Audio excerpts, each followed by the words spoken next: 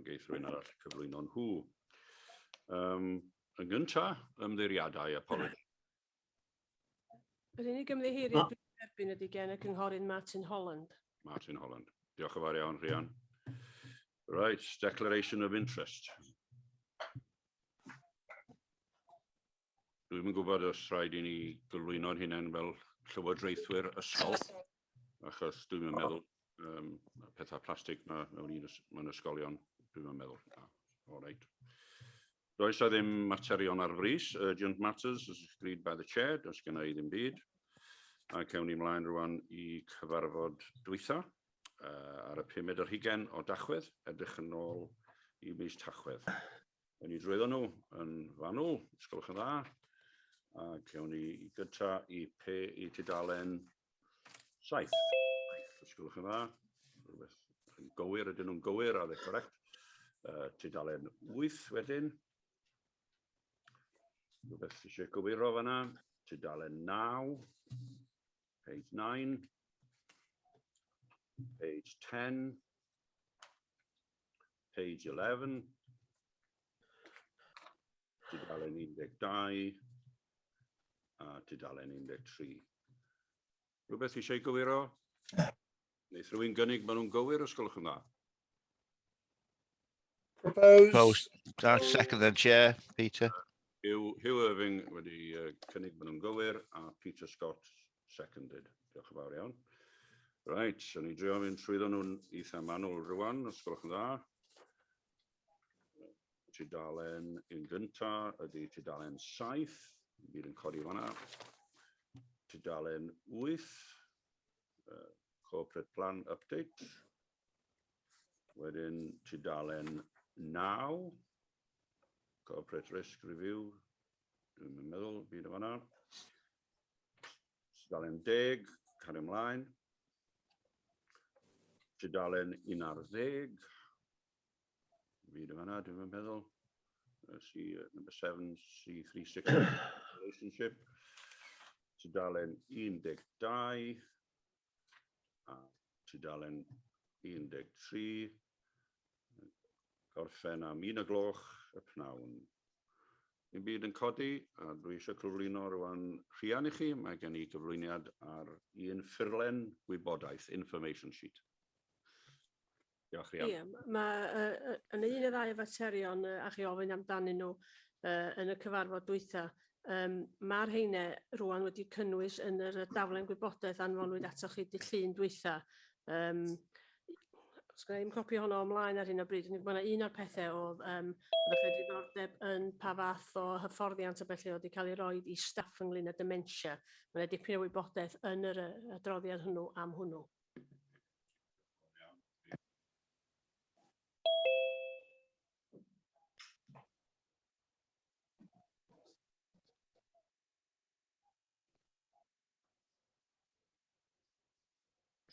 Anything matter, Stephanie? Microphone is on now. Thank you very much. Diolch yn fawr. Right, iawn. Felly, mae'n ti ydi cyflwyno, cynghorydd Tony Thomas, lead member for Housing and Communities, and Councillor Bobby Feely, lead member for Wellbeing and Independence, and Angela Loftus, Strategic Planning and Manager. Over to you. I don't know which one of you is going to start. Is it you, Tony, or is it? I'll start, Chair, please. Hello, Tony. Yeah. Good morning, all. I hope you don't mind if I switch my camera off, because internet problems have not been good the last few days. So there we go. Okay, so today we've got the progress on delivering Denbighshire's housing and homeless strategy.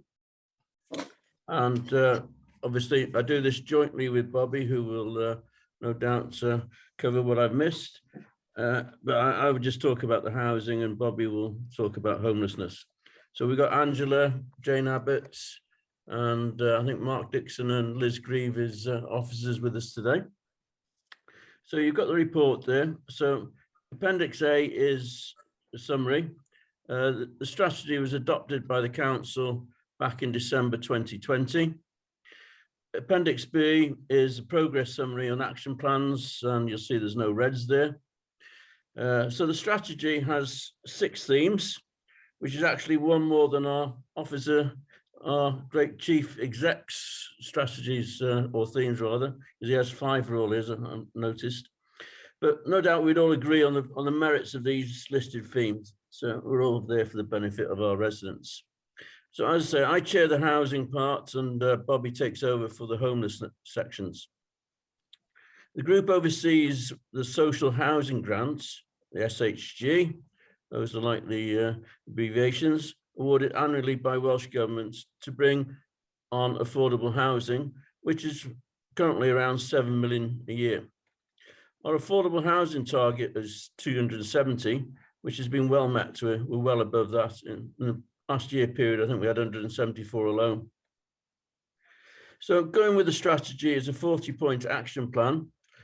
The strategy has a 5-year life and will be reviewed again in 2026, whoever's leading on that then. We also launched and promoted the empty homes matching service. Sounds a bit like a dating agency, doesn't it really, I suppose, but not that I've used on myself anyway. Our first new council dwellings are in Prestatyn and Ddinbych. They're well underway. I was at the Ddinbych site on Monday. Brenny Construction are doing it. It looked a bit of a mess, but the site flew in Erin. They said they expected to finish in May, so that's good. But it's done to a passive house standard, and they reckon that the energy costs for the year could be around about £50, which is amazing. I dread to think what my energy bills are. Anyway, that's me done, and I'd like to pass over to Bobby if she would like to take up the rest, please. Thanks, Tony. Thanks, Tony. And as you can all see, it's a fairly comprehensive report which speaks for itself. But just to put the homelessness point of view, over the last 5 years, the strategy has been fully revised and now reflects greater emphasis on addressing homelessness. And to that effect, it has also been renamed the Housing and Homelessness Strategy, with a theme dedicated to the main concerns and projects in relation to homelessness. We are clear in the report that homelessness will be looked at in greater detail in the next strategic housing and homelessness group, which has been set up to enable the housing and homelessness team to sort of merge together. The action plan is still being worked through. However, I think it's worth saying that the Housing First project has now been rolled out into business as usual and will be funded under existing budgets now, rather than receiving additional funding. This is a big achievement, and of course work is underway to provide Denbighshire's own first temporary accommodation at Epworth Lodge in Rhyl. This has come about as a direct result of housing development working with homelessness. The strategy itself is all about finding new ways to promote resilience and independence. The very nature of homelessness often comes with a high level of personal resilience, but it just needs channeling in a positive way.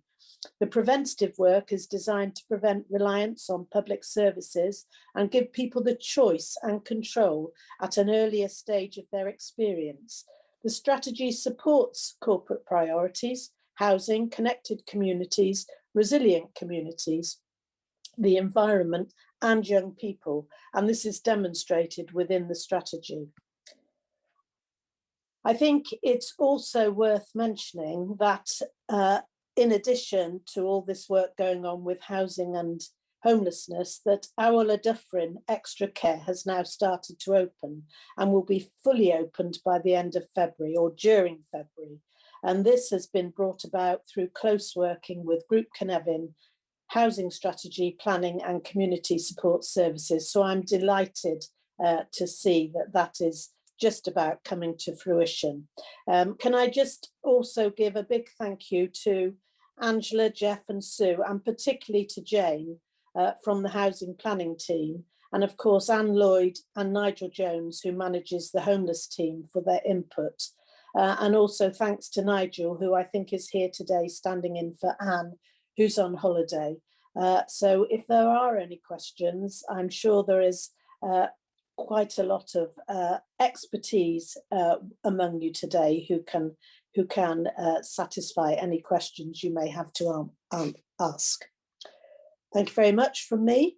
Diolch yn fawr iawn I Bobby a diolch yn fawr I Tony Thomas hefyd. Gai dynnu'ch sylw chi at Appendix B. Can I take notice of Appendix B? Because there you have a kind of colour match, and you have a red, yellow, green and purple. I think we should concentrate on yellow and red. I haven't seen any red, that's a good one. No red at all.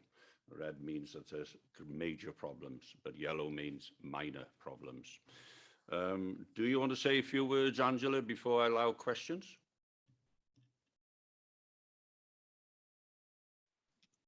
Angela. Oh, thank you. Apologies, trying to find the right buttons. I think the members have covered all the key issues in the report.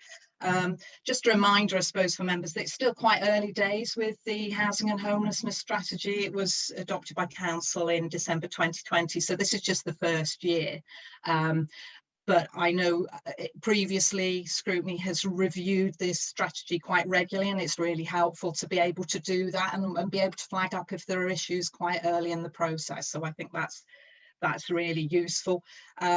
It's already been highlighted, most of the actions are on track. So at the moment, there are a few that experience some minor difficulties, shall we say, but councillors may want to look at them in a bit more detail.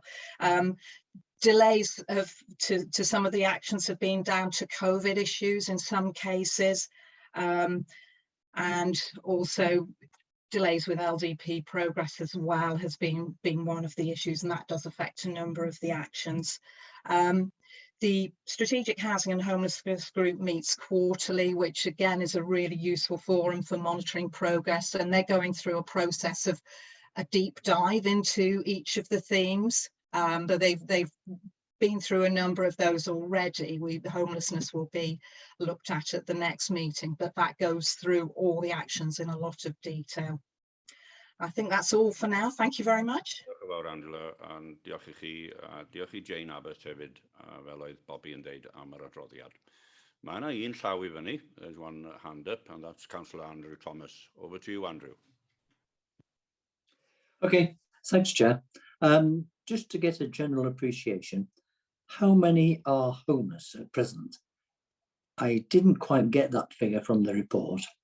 And the second point is that 327 households are threatened with homelessness, up 111 from last year. Why the sharp increase? Thank you. Before you answer those questions, perhaps I go to Councillor LLYFRGELLOEDD. Morning all. And thank you for the presentations, Tony and Bobby. I'm referring to Appendix B. What is the progress on the excuse me, on the CYTUNWYD website going on to the Ddinbych? It was in the report, and I was just thinking, is it progressing? Because, you know, I have told people about the CYTUNWYD, and I've seen presentations during the last 5 years about it, but I'd like to see it on the website. So basically, what's the progress? That's my question. Okay. Right, who's going to answer these questions? Who's going to start? Well, with the CYTUNWYD, I would suggest Jane would be ready to do that. And probably Nigel's got the actual figures. I don't have the latest figures to hand, I'm afraid. Over to Jane then. Diolch. Okay, so I'll leave my camera off as it seems to be easier. Just to say with CYTUNWYD, what we do, I regularly do every Monday is I check to see what properties are there available, and I obviously get in touch with all the councillors to advise them of them in their area. With regards to putting a link onto our corporate website, I think it's already there, to be fair, but I will double check that it is actually there.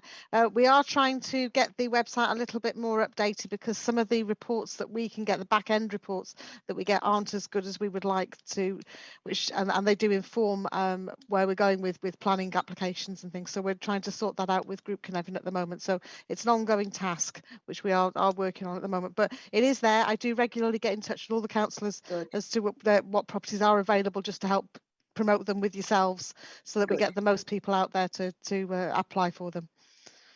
Thank you very much. Thank you. And I will have another look at the website. So apologies. No problem. Thank you. Thank you, Mr. Chair. Diolch yn fawr iawn. There is a link on chat from Liz Grieve. Diolch yn fawr about answering that question also. Diolch yn fawr, Liz. Okay. Any other questions from members of the committee? Sorry, my questions weren't answered. Sorry, I'll come in on that one, Andrew.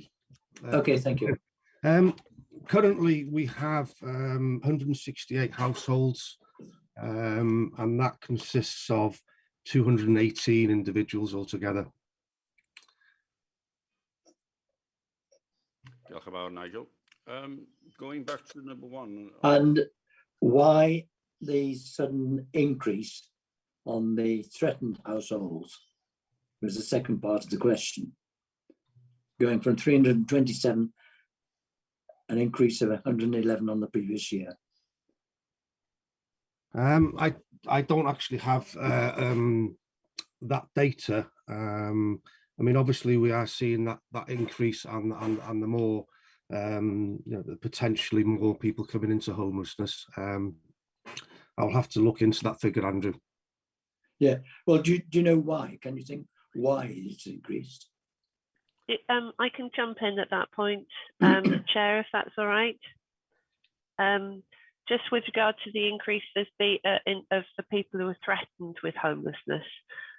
During COVID, Welsh Government put a stop to any evictions of people from either RSLs or us or private landlords. And so the service are aware of number of people who are at risk of eviction when that stops, and so that there's a lot of work going on with those people who we think might be under threat of eviction. Thank you. Can I come in and ask a question on top of that? Are there people moving into our county that we weren't aware of who are homeless?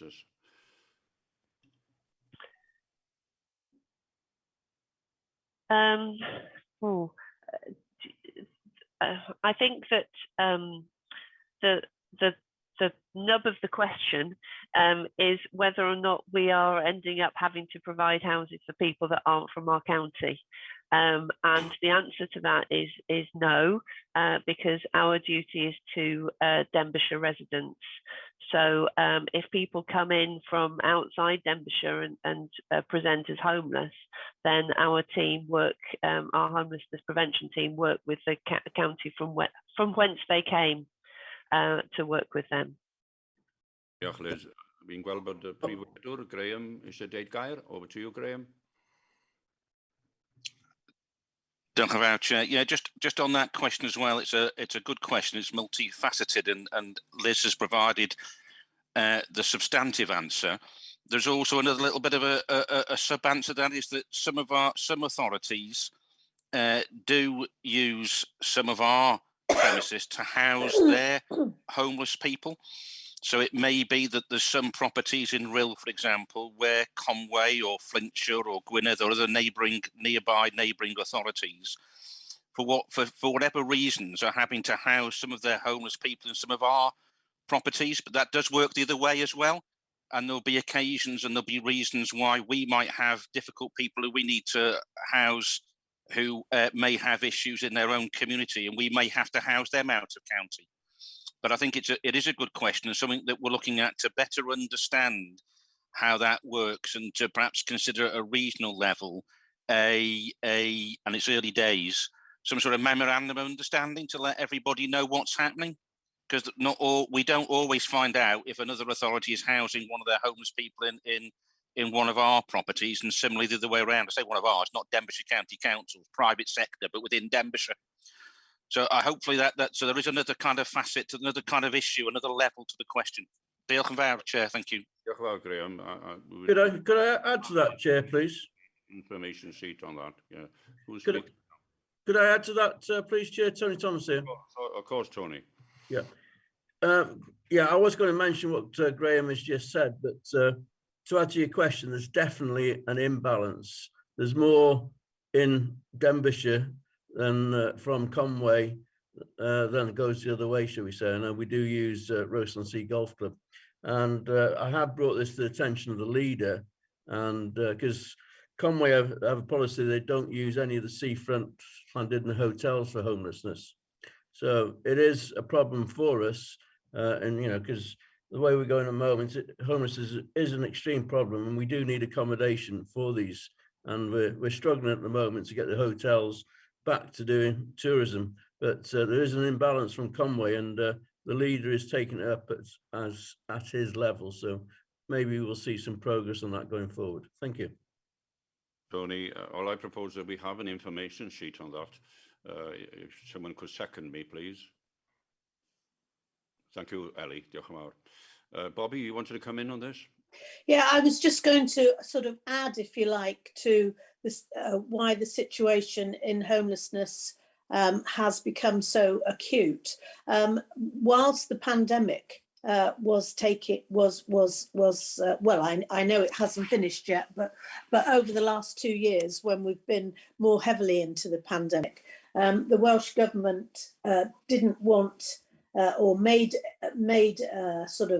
it clear that street people weren't allowed to be rough sleeping and so on. So all homeless people were housed. As you know, in Denbighshire, we lifted SARF and made every effort to have people not homeless. And so I think the Welsh Government, as a result, has come in with lots of legislation now, which our Homeless Service are trying to deal with, as well as dealing with homelessness on a daily basis. So it has been a very, very difficult and busy time, if you like, within homelessness. Yes, we're getting there. Yes, we've got strategies we're working through with an action plan, but this is not going to be solved overnight. Bobby, I was thinking also, what's the age range of the homelessness residents?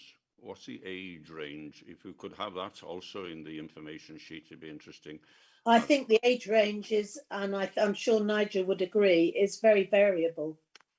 It is very variable. However, we do have a large number of under 35s, somewhere in the region of it was over 100 under 35s. Nigel. Right, that's a very good question. Liz, do you want to come in before I ask Hugh Irving to come in? Yes, thank you. I just want to clarify a point that I made in response to Councillor Thomas's question about the no evictions policy. The policy's ended, but people need to be given 6 months notice, and it needs to go through the courts, and the courts have got a tremendous backlog. So just to clarify that point, I think I said that the no eviction policy was still in place, but it's not. But the impact of it hasn't been felt yet. Thanks.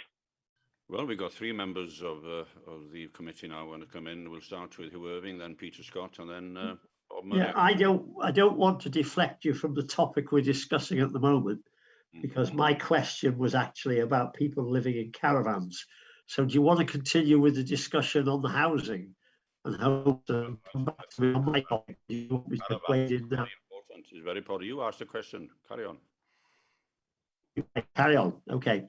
I'll just take the camera off, I think.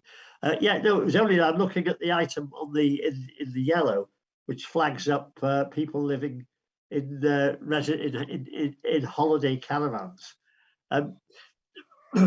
Clearly, these are not always suitable for winter occupancy, I'm presuming, reading this, that we don't have a lot of statistics on what is actually going on and who is living in them. But also I'd like to know, is there a loss in council tax to the area? If somebody, for instance, comes in from outside the area and decides to live in a or their holiday caravan somewhere in Denbighshire, are they paying council tax on them? Are they picking up other benefits? Phoning here. Right. Okay. Okay. Are you finished with the question, Hugh? Thank you. We'll go to Peter now with his question, please. Man, you just caught the end of mine. You did then. Sorry. I'm just asking, with this homeless people, is there an increase in properties now not paying council tax? That was just my question. Simple as. Thank you. Murray, did you have a question? Murray, how dare you, young man? Bob? In Balance County, Conway not wanting to use their hotels. Do we put their residents that come over in hotels? Because if we do, I think there's something drastically wrong here, that they don't want to do it, but we do it for their people. Okay. Thank I can you, answer Chair. that, Bob. It's a private arrangement between Conway and places like the Westminster. It's not nothing to do with Denbighshire. It's a private arrangement that Conway would negotiate with the proprietors of the Westminster Hotel, for instance.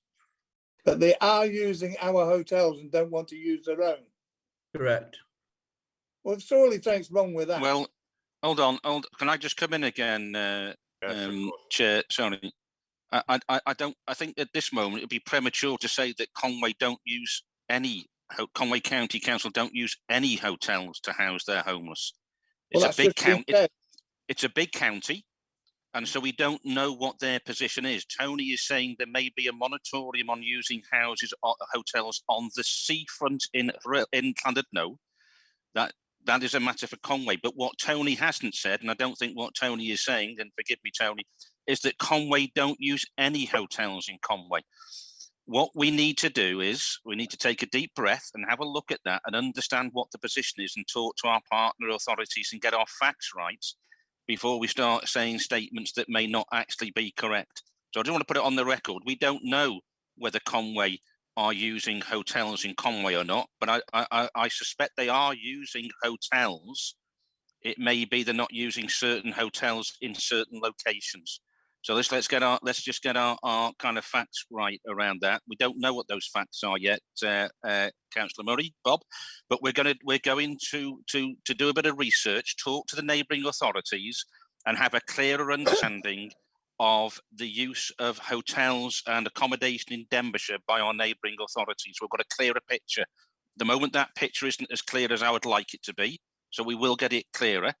What we do know is that each authority does from time to time, including Denbighshire, house homeless people outside of their county.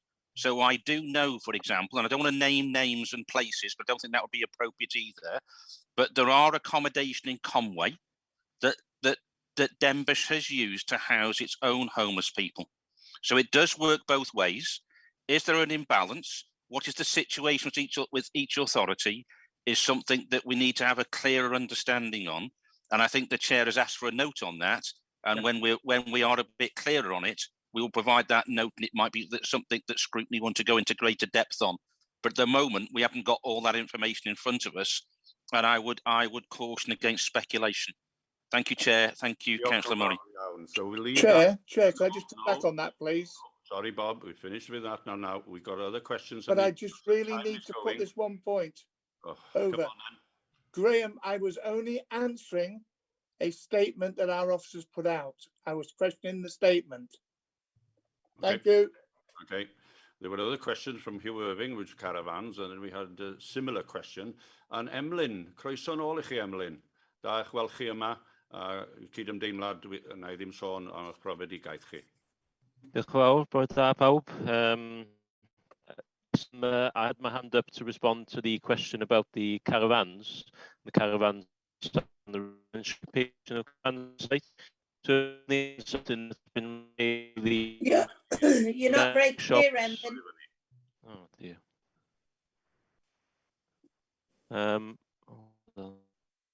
Is that better now? Yes. Fine Yes, now, so, thank you. so apologies everyone, I've just put my video off, so that should help. The residential occupation of caravan sites has been something that's come through the member workshops that we had with the housing strategy, and that's why it's in the strategy as an action that we need to look at. It's also quite a historical issue, and you'll remember that we did quite a bit of work working with council tax, working with bus pass providers, departments that deal with all kinds of applications to really look carefully about who's applying for what, are they living on caravan sites, is that in compliance with planning legislation, with caravan site licensing, and with other regulatory controls, and you know, look at the consequences and risks of doing something about that. So it's right to say that we did quite a bit of work a few years ago. We identified some caravan parks where people were living on site all year round, and we took some action to deal with that. But I think as a consequence of the flooding that we've had and also COVID, it's been clear that people are still living on some of our caravan parks, and I think we need to look at that a bit more carefully, and that's why that's in that strategy. I've actually got a meeting in the next week or two with some of my managers in my service to look carefully about what are we going to do now to explore this a bit further, working with council tax and other council departments, but also the police and the fire service as well, who would need to be involved in that. So it's right to say there's more work to be done on that, and we need to understand the risks and consequences of taking action on some of these sites. But the question's the right question to ask, and it's certainly something that we want to look at.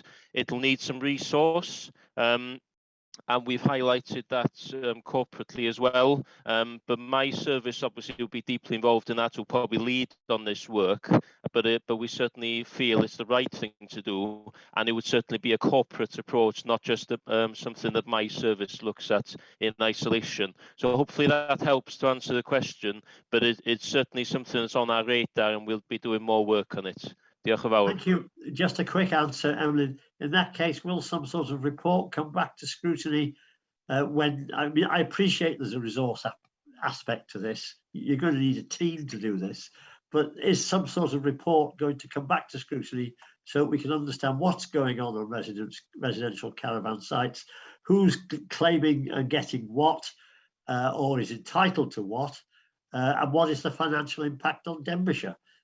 Positive or negative?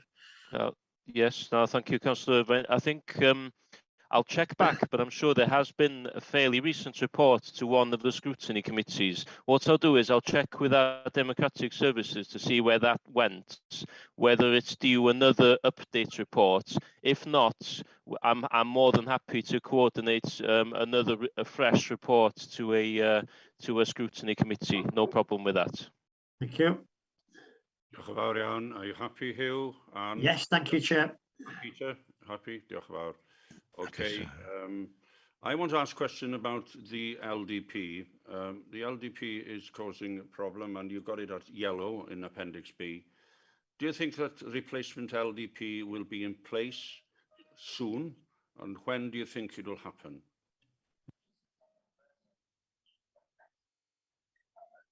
Okay, Chair, can I come in on that? Diolch am ddod, Mark. Thank you. Okay. I'll just turn my camera off if that's okay, Chair.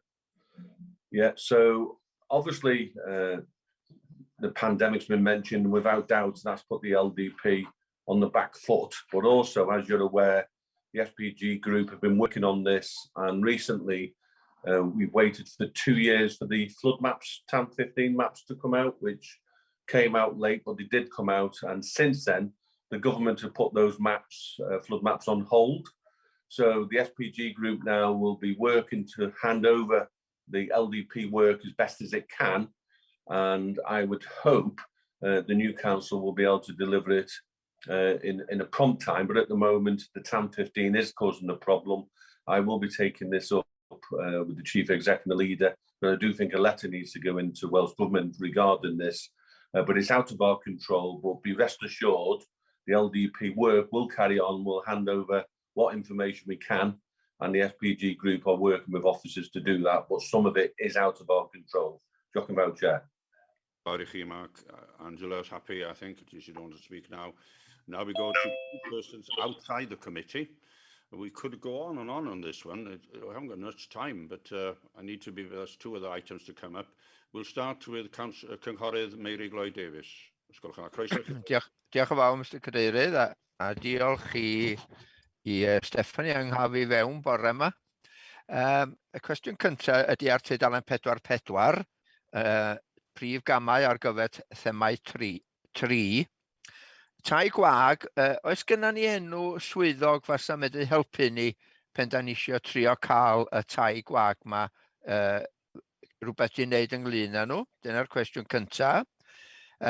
Da chi wedi sôn am carafanau, mae gyda Emlyn Jones wedi ateb yn dda, ond gai ofyn pam bod nhw'n dal ar y rhestr etholwyr? Da ni'n cael y bobl yma yn rhoi eu henwa lawr, ond os ydy yn gartre parhaol, sydd bod hynny, diolch yn fawr. A wedyn, neidio i tudalen 5.4, da chi'n sôn am gardd gymuned. Dwi wedi bod yn ceisio cael tir yn Trefnant ers 2 flynedd bron, a does ddim byd yn digwydd. Diolch yn fawr. Iawn, ni drosodd at y Cynghorydd Emrys Wyn, croeso i chithau hefyd. Diolch, na i fod mor gryna medrai, diolch Cadeirydd. Dwi'n sylwi ar tudalen 69, mae yna gyfeiriad at Rhuthun. Mae'n dweud bod tender process due to commence June 21. Gai ofyn y cwestiwn digon syml, be ydy statws yr hen gartre gofal a welon ar hyn o bryd, a pha bryd fel ni'n gallu gweld gwaith yn cychwyn ar ddatblygu llys a welon rhan 2 os ydych chi'n byna mae'n 2 rhan yw hyn o bryd, ond yr llys a welon newydd yn ei newydd wedd. Diolch yn fawr. Diolch yn fawr. Pwy sy'n ymateb y cwestiynau yna? Emlyn, diolch yn fawr i chi, Emlyn. Diolch yn fawr iawn. Y cwestiwn cyntaf i wneud efo tai gwag. Efallai peth gorau fysa, mae'r tîm tai gwag yn dod o dan Angela fel yr rheolwr y gwasanaeth yna. Felly, allan Angela fyddai'r y pwynt cyswllt gorau, a wedyn fydd Angela neu siŵr bod swyddog yn helpu y cynghorydd i ddelio efo unrhyw fater sydd angen ei ddelio efo. So, os ni'n gofyn i Angela fod y pwynt cyswllt cyntaf y fanna. Yr ail bwynt efo'r rhestr ar gyfer etholiad ag ati. Dwi'n meddwl sa raid i fi fynd yn ôl at gwasanaeth Gary i ddeall yn union beth yw'r broses efo pobl yn gallu cofrestru ar gyfer hyn. Dwi ddim efo'r ateb efo hynna bore yma, ond dwi'n siŵr os oes ni'n trafod efo gwasanaeth Gary, fysa ni'n gallu dod yn ôl efo'r ateb clir ar hynny. A trydydd cwestiwn o ran gerddi cymunedol. Dwi'n yn siŵr iawn pwy... Dwi'n hapus i gymryd hwnna ffwrdd i drafod efo gwasanaethau gwledig sy'n disgyn o dan y fi i weld os hynna o gymorth ag dod yn ôl at Cynghorydd Davies ar ôl hynny. Ond efallai bod hwnna angen trafod efo gwahanol wasanaethau, jyst i ni siŵr bod yr ateb yn glir. Ond fel pwynt cyswllt cyntaf, mi na i bigo hynna fyny efo gwasanaethau gwledig a mynd o fanna. Diolch yn fawr. Angela, you were mentioned there. Do you want to come in?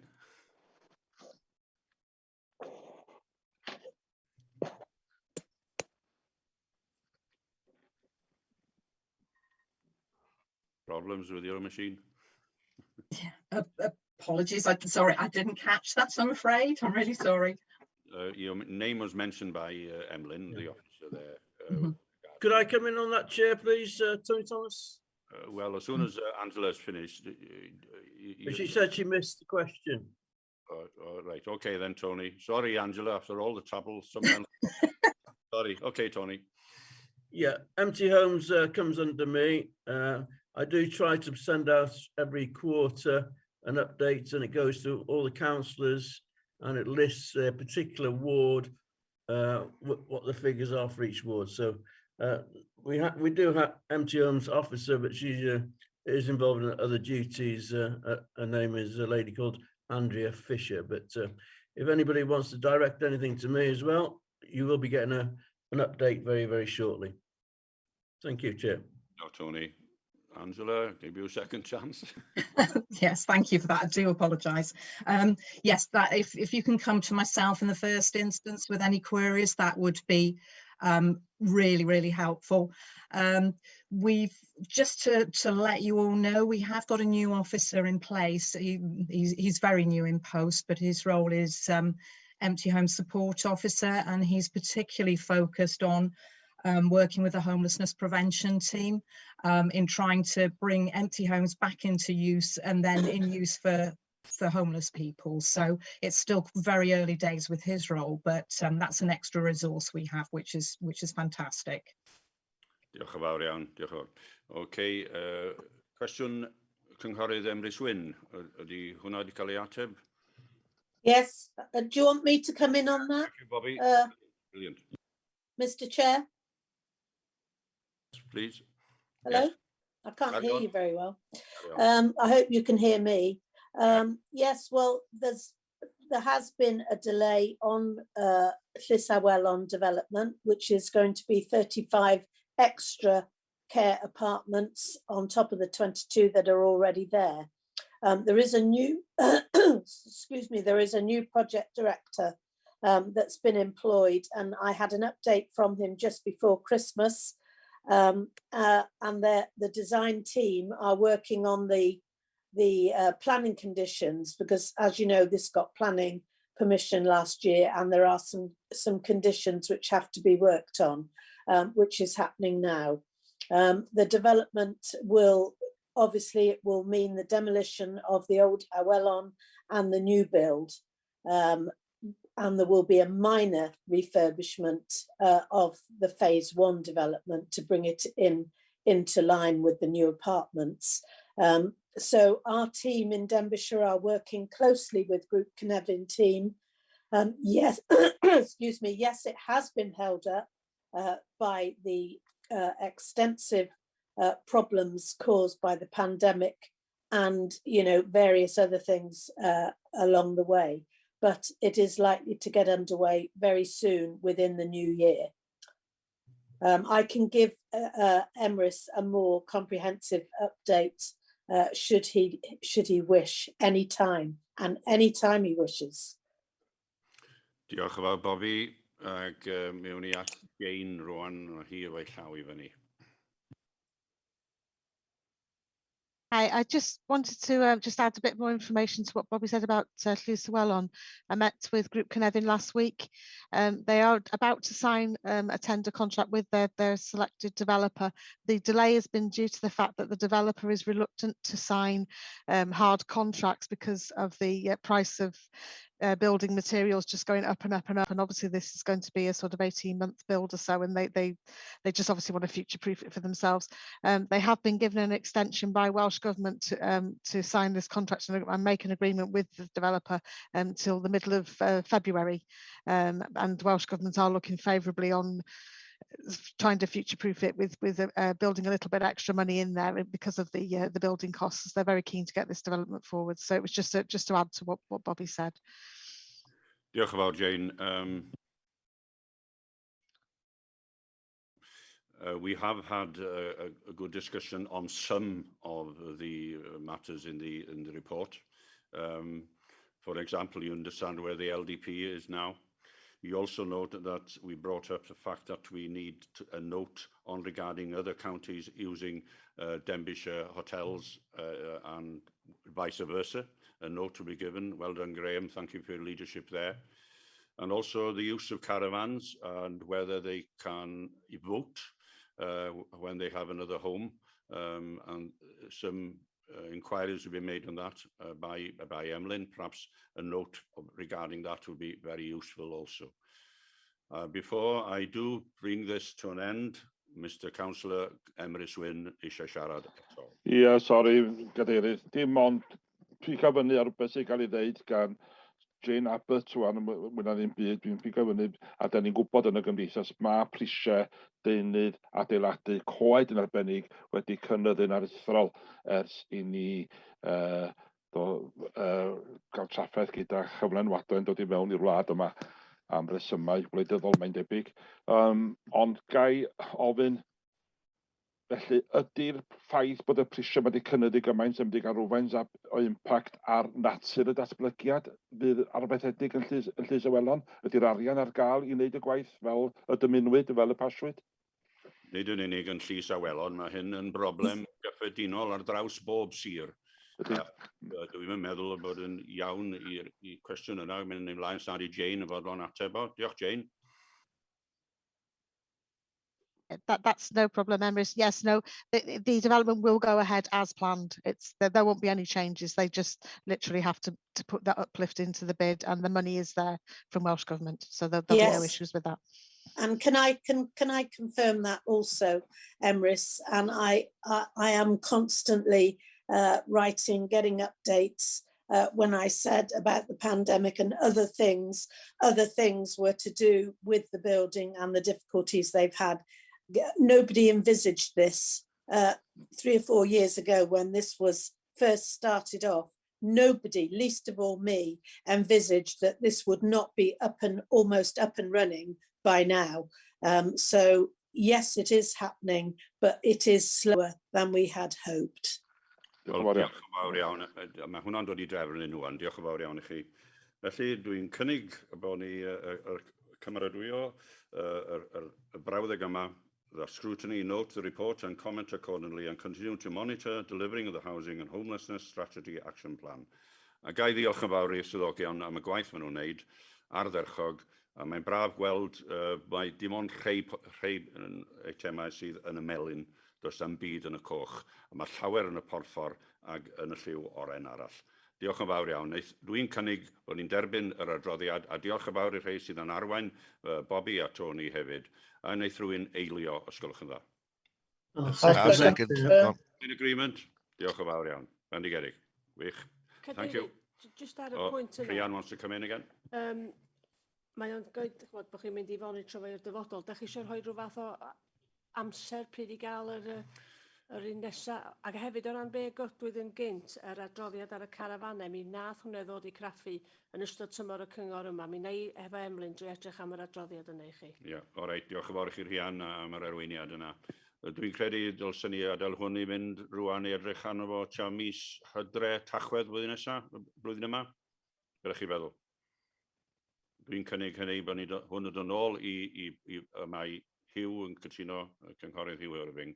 Pawb yn gytun, diolch yn fawr bod nhw'n nôl I Bwyllgor Craffu diwedd y flwyddyn yma. Pwy bynnag fydd ar y Pwyllgor ynde. Diolch yn fawr. Fawr iawn, a diolch i'r swyddogion unwaith eto, ac I Tony a Bobby. Reit, da ni symud ymlaen nawr I item nesa, sydd yn ymwneud hefo llyfrgell, Library Service Standards and Performance, to consider a report by the Principal Librarian. Mae copi ger eich blan chi yn cynwysiedig iawn yn edrych ar berfformiad nhw yn safonau y llyfrgell rhwng 2017 I 2020 ac ymlaen I 2021 a pa welliannau a pa broblemau sydd wedi ac drosodd at yr un sydd yn cyflwyno hwn. Dwi'n meddwl mai cynghorydd Liz Grieve ydy hwn, neu os oes rhywun Tony eto? Poor Tony. Yeah. Busy this morning? I'll introduce it, please, Chair, if I may. Thank you.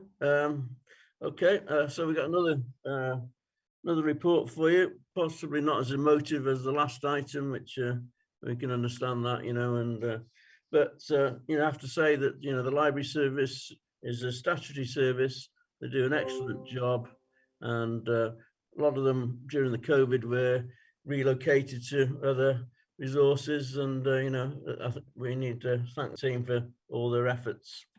So we're here today then, so we're looking at the library service standards and performance, and we're going to compare our services against the national standard what is the sixth framework of the Welsh Public Liability Standards. From, as you say, from 2017, which was extended to 2021. So it's about the progress we made in developing our libraries as places of individual community and resilience. Libraries, as I said, are statutory, and we have to deliver a comprehensive and efficient service. Like everything else, the service was heavily impacted by COVID, and I'd like to thank the staff, as I said before, that have done the very best in what was a very difficult situation. But we all appreciate our residents, the mental support that the libraries give, and it's a very, very service that is very, very much needed, and it's good that Ddinbych can provide this when we have to provide this. So in the reports, there's data for 2020 to 21 on performance. There's 12 core entitlements and 6 quality indicators. The 12 core entitlement ones, we've continued to meet them, and the 6 quality indicators, we've done a self-assessment on that, and it's detailed in the reports. So there's in the appendix, there's some interesting and informative cases, and no doubt if you'd like us to come back at the end of the year, the team, whoever they are, would be more than happy to do so. So at that stage, can I hand over to Liz, please? Right, so Liz. Thanks, Tony. Yes, it's always a delight to come to performance scrutiny with the library standards report, because I think the library service is one of the things that Ddinbych does best. It was a difficult year, 2021, for all the reasons that Tony's described. Our library team were the first cohort of officers to start the proactive calling, and because of their kind of people first approach, they were tremendously successful with that, even though it wasn't it's not the way they usually operate. It's been a difficult time, but you can see how during lockdown digital downloads went up by 166%. So if ever you needed evidence to show how libraries are adapting to the modern world, I think that that's probably a good example of that. You'll have read the report, so I won't take you through point by point. If you haven't had the chance, I urge you to do that over a cup of tea. It'll give you a warm feeling in your heart, because there's some tremendous work going on in the libraries through the hardest of times. Going forward, we have a lot of work to do to rebuild community capacity, community cohesion, and we see libraries being very much at the centre of that.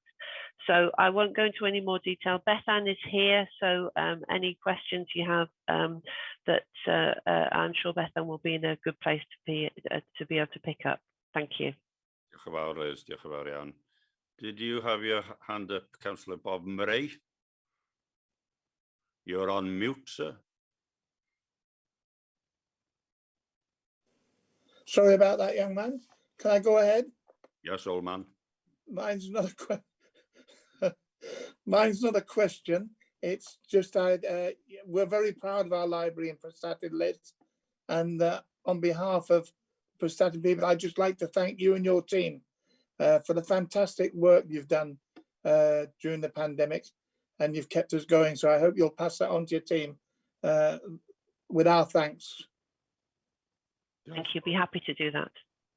Councillor Hugh Irving, who has great interest in the libraries, I know. You flatter me, Chair. Thank you. Yes, I'm a huge supporter of the library service and the officers that run it.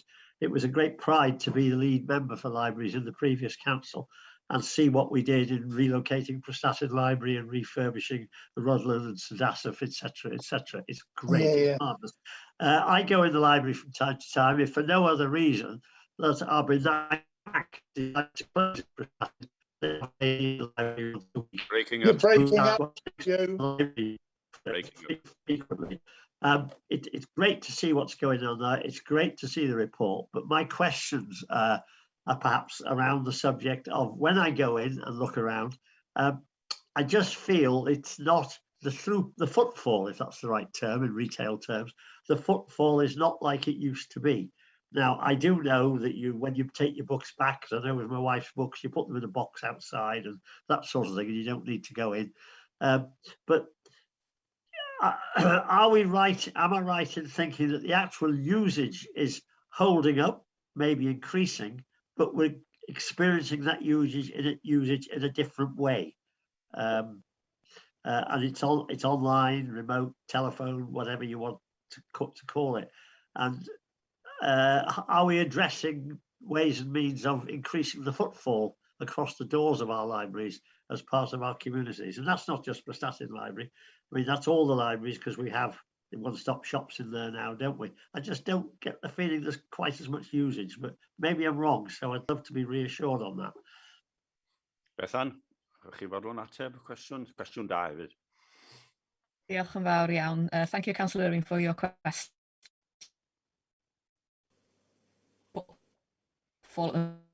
In that, we're all still... Chi'n torri fyny, so dwch chi switcho'r fideo I ffwrdd. Dyna ni. Ie, gobeithio bydd hwnna'n well rwan. Thank you for your question, Councillor Irving. Footfall is probably down at the moment. We haven't yet recovered where we were pre-pandemic, and I'll be completely honest about that. We are no different to any other library service in Wales. We do sort of compare figures, and when you look at the figures of high street footfall, library attendance figures parallel those figures, because obviously we are, on the high street and in the town centres. We are making as much effort as we can at the moment. We've got a fairly major programme on over the next few months of re-engaging with schools and bringing in more school children in an organised way. But footfall is down at the moment, but I think a lot of that is the pandemic and people needing to rebuild their confidence to re-engage with services, all sorts of services and facilities in their local communities. And we are making as much effort as we can. We welcome, hopefully soon, some of our partner organisations who were delivering a lot of their services out of our libraries, that they will start to return.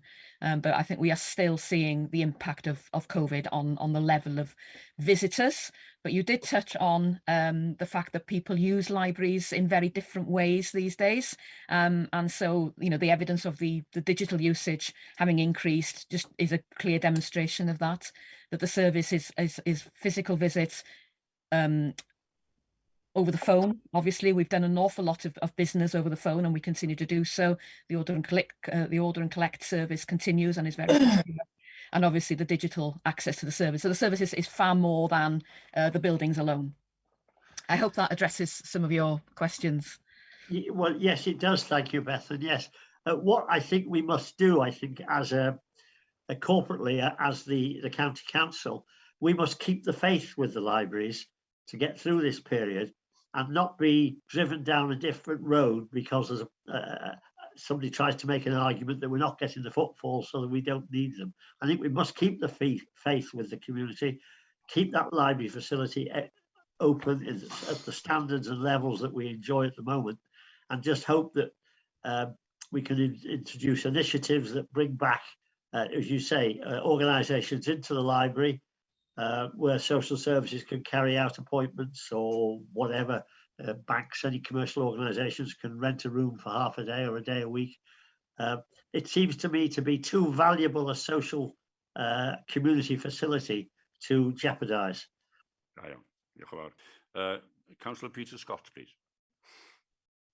Thank you, Chair. I'd just like to thank St Asaph Library for doing what it's doing for St Asaph, because they've worked tirelessly to keep the library open and keep it going.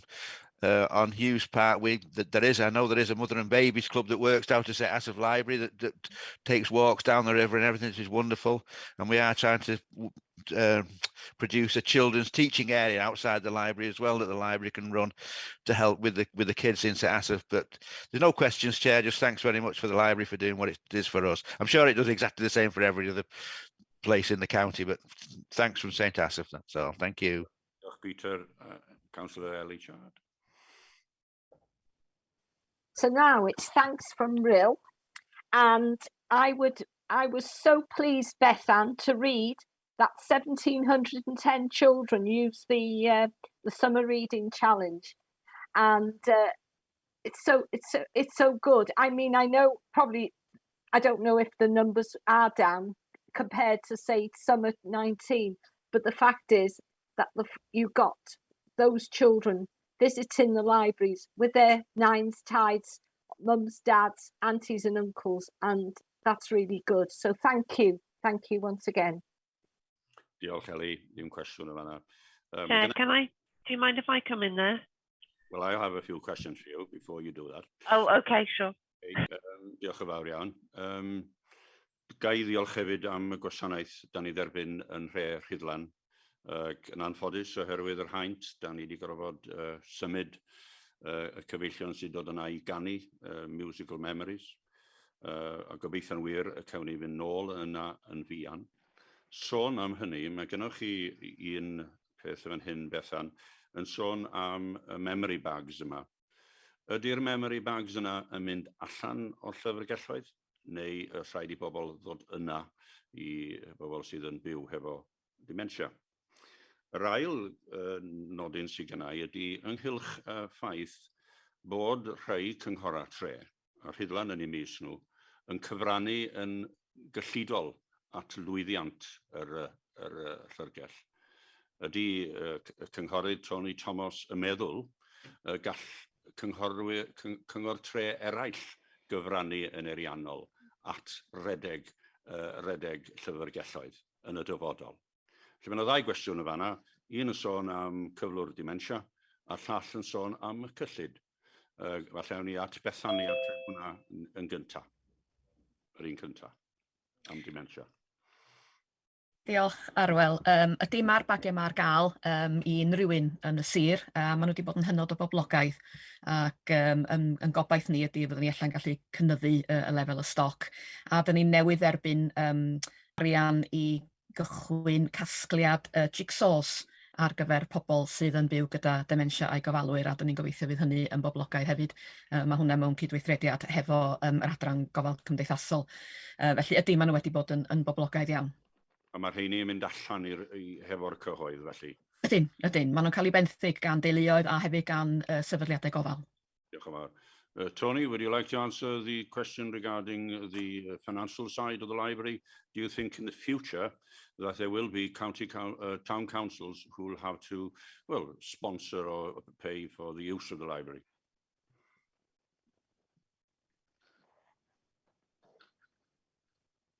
Do you want me to comment on that, Chair? Or? Yes, please. Yeah, okay. Well, obviously the contributions from Rhuddlan and St Asaph are very welcome, and they do help to keep the services going. Like, you know, obviously the libraries is an expensive service, but at the same time it is a vital service. So much appreciate. I'll just turn my video off. Sorry. Much appreciate the contributions that St Asaph and Rhuddlan make, and it does help the service to maintain its standards. But yes, it is a bit of a double whammy. I fully accept that, but that's been the situation for a while. But I think that both Rhuddlan and St Asaph get an excellent service. I know that, but where in the future will other town councils like Ruthin, Denbigh, will they have to do the same thing in the future? But something that you can't answer that, but something you possibly could look at in the future. I will allow Liz to come in now. Sorry, Liz. No, that's okay. Thank you. Just picking up on that last point, I think that what's really important about our partnership working with Rhuddlan and St Asaph councils is that it's not just that they make a financial contribution, it's that they share with us our vision for the libraries and working within the communities, and I think that's what's made those libraries so successful. So it's not just a financial contribution; it's the shared vision. I wanted to pick up Councillor Chard's point about the summer reading scheme. I think Bethan would say that the numbers were down last year, but we always perform really well with regard to the summer reading scheme. As a matter of some pride that we're usually at the top of the charts across Wales with regard to that. That's why we've been talking about how we might be able to work more closely with schools going forward, because we'd like to do even better going forward. Reading is such an important part of education, but also in terms of well-being. Hopefully you've seen the publicity about the Winter of Wellbeing reading project, which is about encouraging young people to think about what books make them feel happy,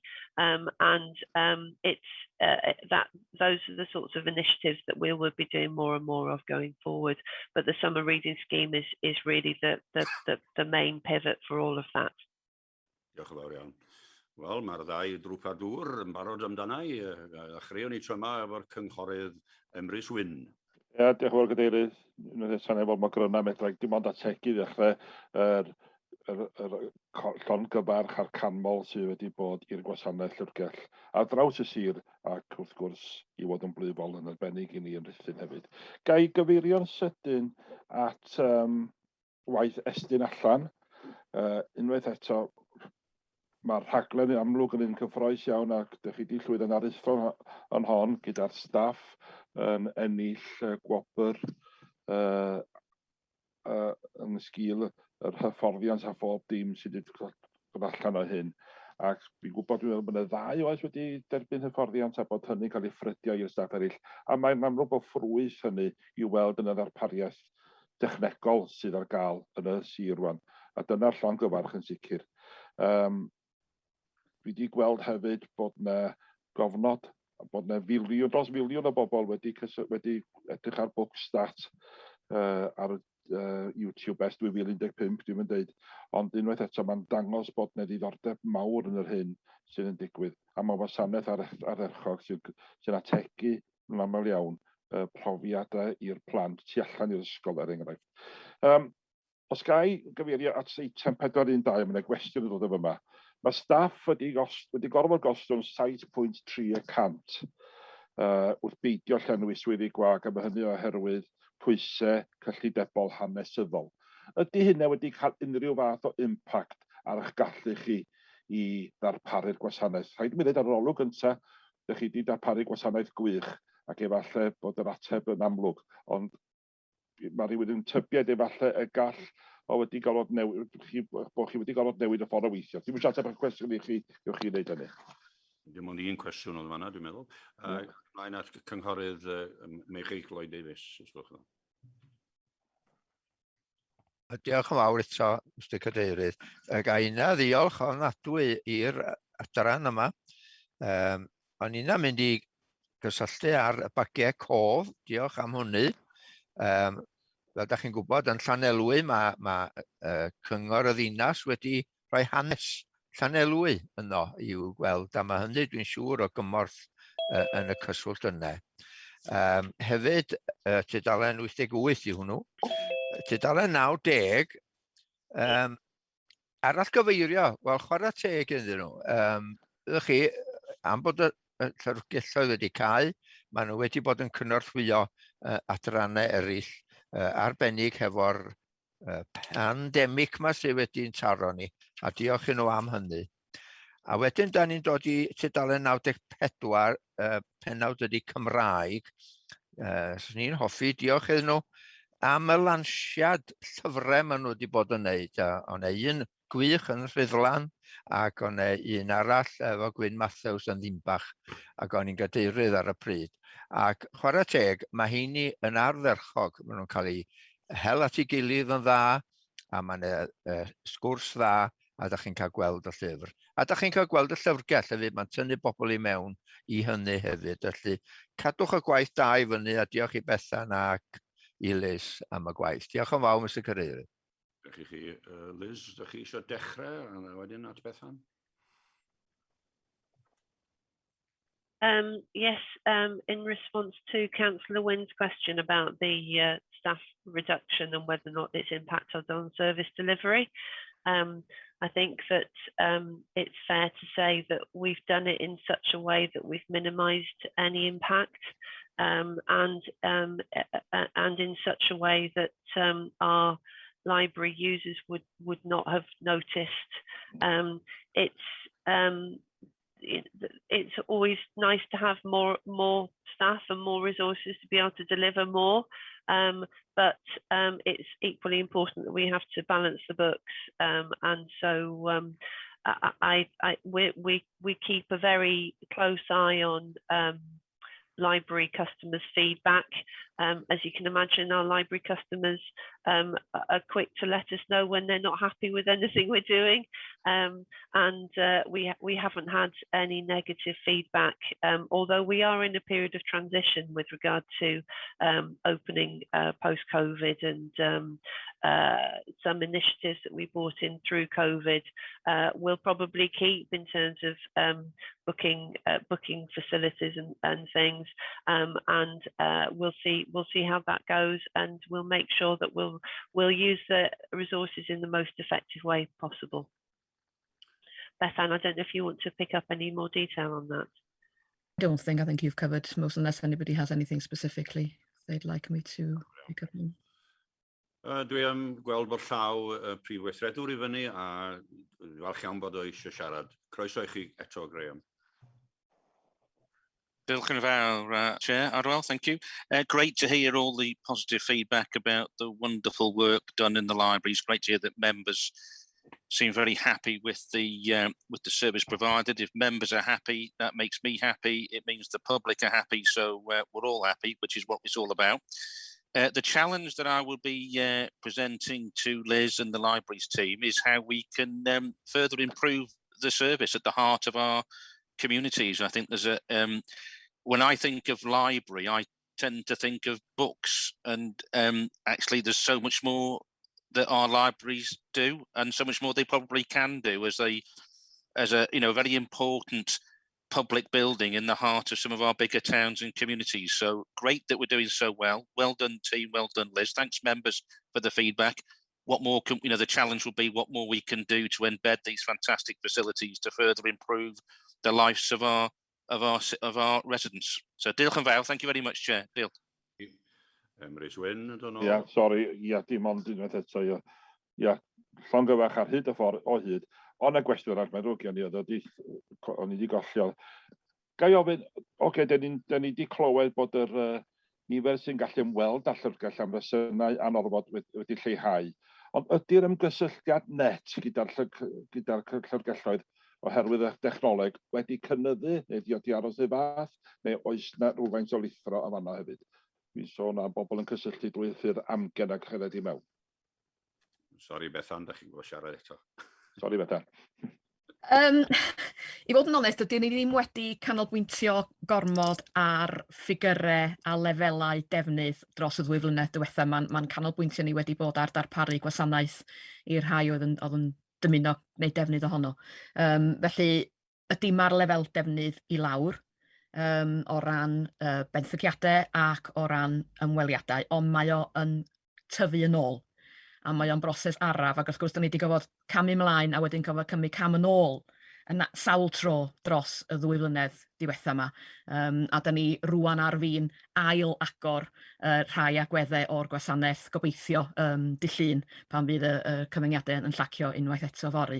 Felly mi fydd digwyddiadau grŵp enghraifft yn gallu ail gychwyn unwaith eto. Felly mae'n anodd iawn cymharu lefelau defnydd ar hyn o bryd o be oedd o 2 flynedd yn ôl. Mae'r byd wedi newid, mae arferion pobl wedi newid, ond mae gennym ni waith mawr I wneud rwan, I gyd ohono ni, bob un ohono ni, I ailgryfhau hyder pobl. Dwi'n meddwl dyna di'r peth mwyaf I ddod allan eto ac I fod yn defnyddio'n gwasanaethau ni. Da ni'n gyrru'r neges allan bod y llyfrgell yn un o'r llefydd mwyaf diogel. Mae rhywun yn weld ag os ydyn nhw braidd yn nerfus ynglyn â mynd allan i'r gymuned, ac fyswn ni'n ddiolchgar iawn tasach chi'n cymryd y neges yna nôl i'ch etholwyr, fod y llyfrgell yn rhywle sydd yn groesawgar ac yn ddiogel I ymweld ag os ydyn nhw dal yn bach yn bryderus am fentro allan. Diolch. Yn sicr newn ni hynny, yn sicr. Diolch yn fawr i chi am yr ateb trylwyr yna, Bethan. Diolch yn fawr iawn i chi.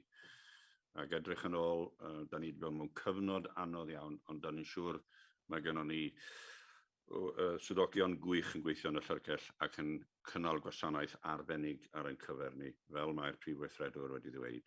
A da chi'n darllen y Sunday Times rhyw ddau sil yn ôl, a da chi'n gweld bod oed darllen plant yn cyrraedd ysgol uwchradd yn oed darllen yn 6. A mae mor bwysig bod llyfrgelloedd ar gael i blant sydd eisiau wella i darllen. Mae hynna yn ymhoeni fi, ond yn Lloegr oedd hynna, dwi'n yn siŵr sy'n mae pethau yng Nghymru. Mae hynna yn rhywbeth sydd yn boen i ni i gyd at ddyfodol ein cymdeithas, bod darllen mor bwysig. Diolch yn fawr iawn i chi, a wneith rhywun gynnig bod ni'n derbyn yr recommendations, os gwelwch yn dda. Diolch yn fawr, a dyma wneud ddarllen allan. The committee considers and comments on the performance against the 6th framework of Welsh Public Library standards and considers requesting a progress report in January 2023. Pawb yn gytun? Gwych. Move that, second. Yeah. Well done, Hugh. Diolch yn fawr. Pawb yn hapus? Gwych. Da ni'n mynd i gael ysbaid bach rwan. Dwi'n mynd i chwilio am rhywbeth i yfed. Rhai ynoch chi, fel Bob Murray a Mary Gloyd Davis, mae gennych chi baned yn eich llaw yn barod, tra dwi'n gwybod mynd allan i chwilio am un. O'n i'n gobeithio mynd i lle Mary Swyn, ond na i ddim cael croeso fanna, dwi'n meddwl ar ôl heddiw. Croeso yn ôl, da ni'n iawn, da ni'n mynd i eitem 3 ar yr agenda nawr. Croeso arbennig i ddisgyblion o Ysgol Dinas Bran. Ac dwi am ofyn i'r cynghorydd Graham Timms i gyflwyno nhw, os gwelwch yn dda, cyn bod fi'n mynd i egluro beth yw'r eitem a pwy fydd yn siarad ar yr eitem. Croeso i chi, Graham, dros Llangollen. Diolch yn fawr, Mr. Cadeirydd. I'd like to introduce a couple of students from Ysgol Dinas Bran who Councillor Wynn and myself met a couple of years ago, and they were very passionate about the climate agenda, and particularly they were challenging us on single-use plastics in school meals and other issues relating to school meals. So when this item came up on the agenda, it's far better that they ask the questions rather than give me the questions and get me to ask the questions. So I was very grateful when you agreed to have them come along. I think this is a first for the County Council to have students participating. So I'd like to say welcome to Matthew and Harvey, who are with us this morning. Matthew, give us a wave, maybe. Yeah, that's Matthew on the, well, it's on my left, and Harvey, hi Harvey, on the right. And they are going to be invited, I think, to ask questions a bit later on in the proceedings on this agenda item. So diolch yn fawr, Mr. Cadeirydd, eto. Diolch yn fawr iawn i chi, Graham, diolch yn fawr. Now we've got two more important people that I introduce now. We've got Councillor Hugh Hilditch-Roberts, who's on the Cabinet. He's in charge of Education and Children's Services and Public Engagement. Gentleman is Councillor Brian Jones, Lead Member for Waste, Transport and the Environment. And also we have one of the officers here, excellent officer, not a councillor, he's Tony Ward, Head of Highways and Environmental Services. And we are going to discuss now, the members consider the report that is in front of us, which is to do with school catering services. And I do believe there's a lady here, hopefully, from the Principal Catering and Cleaning Manager, Hayley Jones. I hope she's here also. So you have the recommendation in front of you, committee, and we now go over to Hugh Hilditch and then Councillor Brian Jones. Diolch yn fawr. Bore da all. Hope you're well. Nice to see you all again. Just to give you, just take you through the paper that's before you today. Obviously, it's a joint situation because it crosses over with Brian and myself. Before we get into the paper, I just want to just highlight to all members that this is a situation where this is the current state of play, and I think we just need to be mindful that going forward, the Welsh Government have introduced for the future that all primary school children will be fed and paid for in the future. So there's not free school meals as we know it now, but basically every child would be entitled to a meal in a primary school. So just bear that in mind, that we don't know the ins and outs of that yet. We don't know the funding and how it will work, but potentially that could have an impact on what we're doing. So this is just the here and now as we currently stand. Basically, the current model of school meals in Denbighshire relies. We want to talk about reduction in plastics. So I just want to give you the situation of how it works. So at the moment, the current situation is that they're dependent on the income generated from the sales of drinks, especially in secondary schools. The net income generated from the sales of drinks is 220k, and generally drinks are sold in single-use plastic containers, although cans and Tetra Pak drinks are also currently available.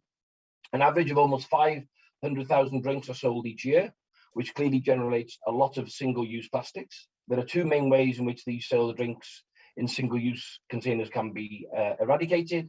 One is by not selling drinks in our schools, with pupils bringing their own drinks to school, resulting in a 220,000 revenue loss to the service, or by selling drinks that are decanted into reusable containers, as per the trial that I will discuss now that we've had in Ysgol-Glan-Clwyd.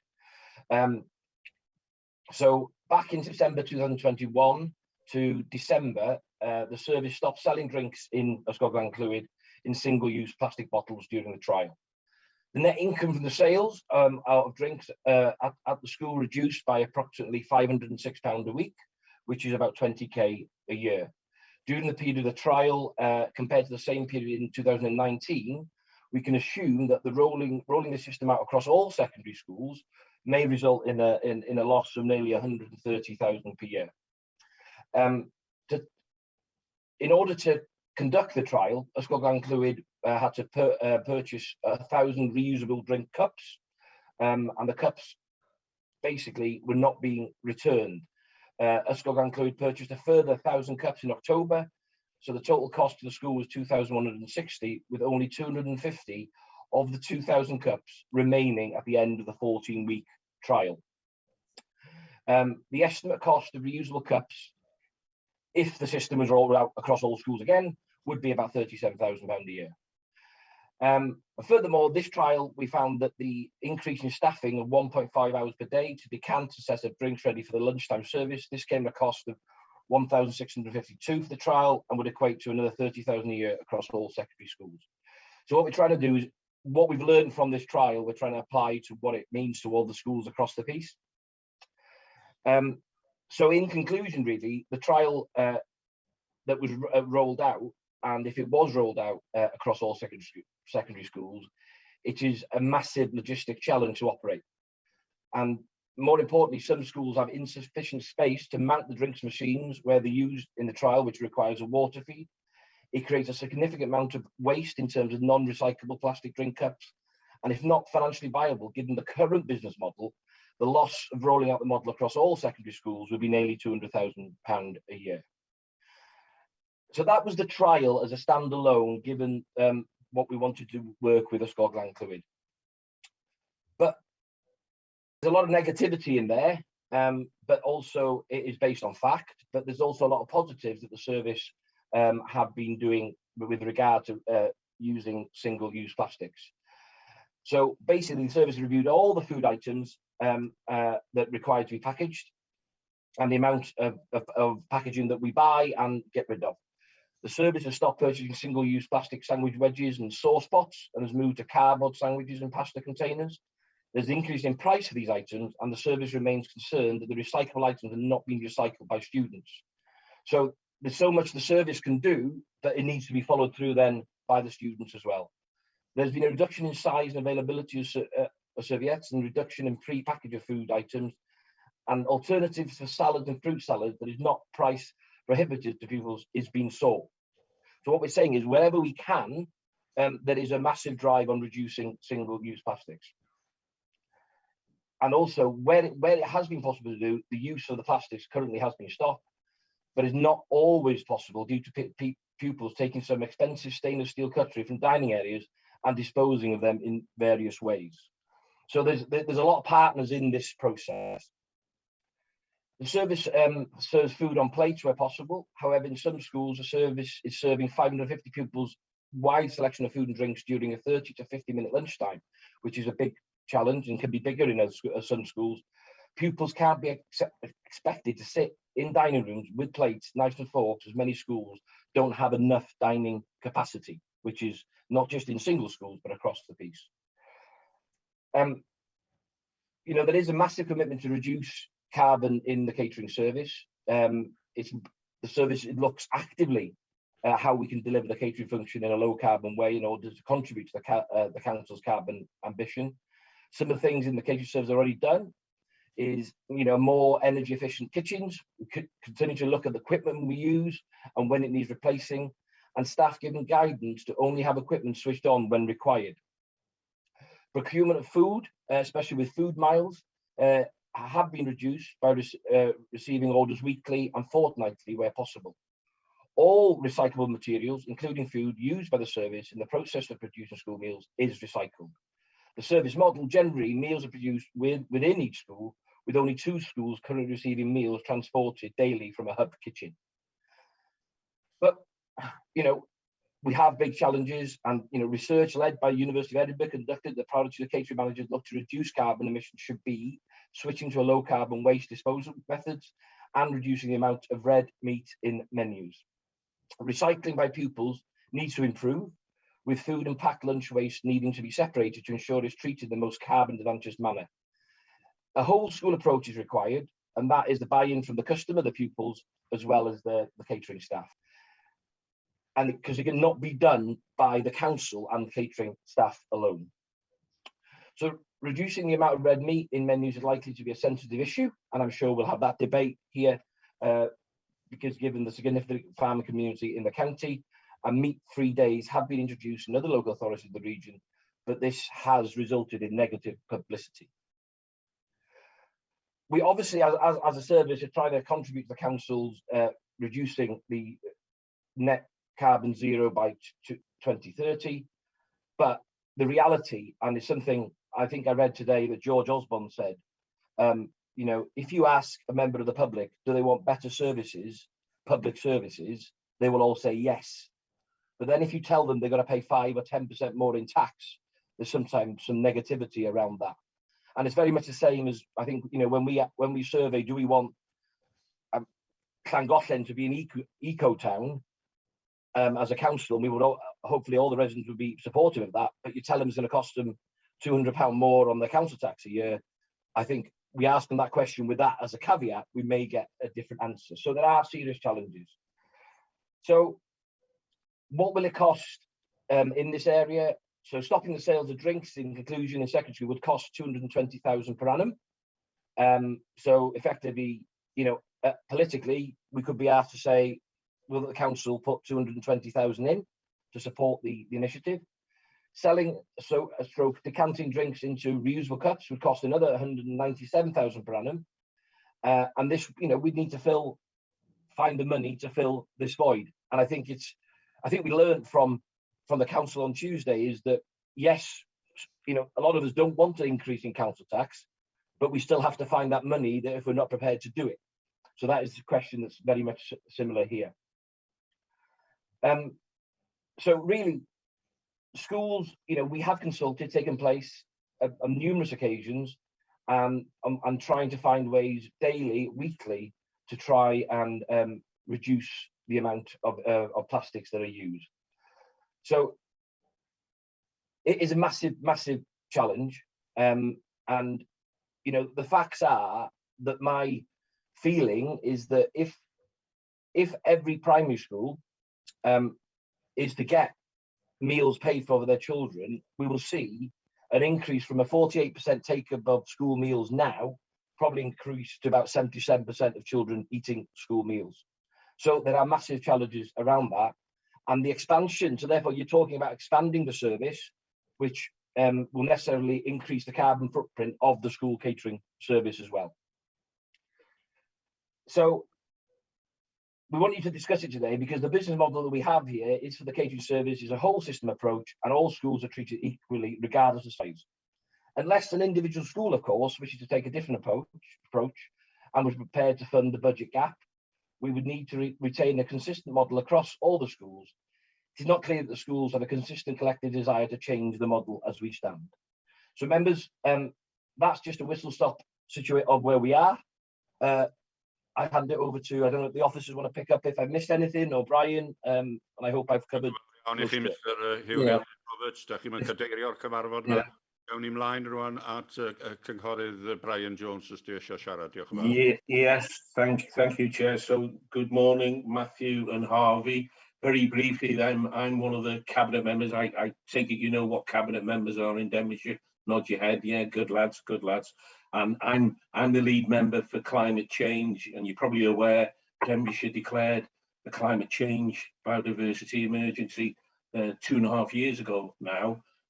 This particular subject that we're here this morning discussing, we identified then that this needed special attention, if you like. We sorted out a task and finish group to look at the use of or the non-use of single-use plastic. And Councillor Hilditch-Roberts has explained we've come to a point at the moment where the pounds, shillings and pence, which hopefully you understand what I mean there, is conflicting with what we should be doing for the climate, and that's the issue. But I've got every confidence in the youth in this country that people like you, Matt and Harvey, can get together. You can work with teachers, you can work with other schools, and there will be solutions to what is in this paper this morning is an issue to move forward. But I'm sure that the power of youth and what you can do working together can find solutions. And without going on too long here, it's looking outside of the box. So there's school meals. If the increase of taking school meals goes up to 77%, what should be provided as a school meal? And I did get laughed out of a room about a couple of years ago. I'm not sure if you'll know what semolina is. It was something we used to have in school, semolina, and it was a hot dessert that was sort of like treacle and a bit of apricot jam in the middle, but it came out of a big pan and there was no packaging. Yeah.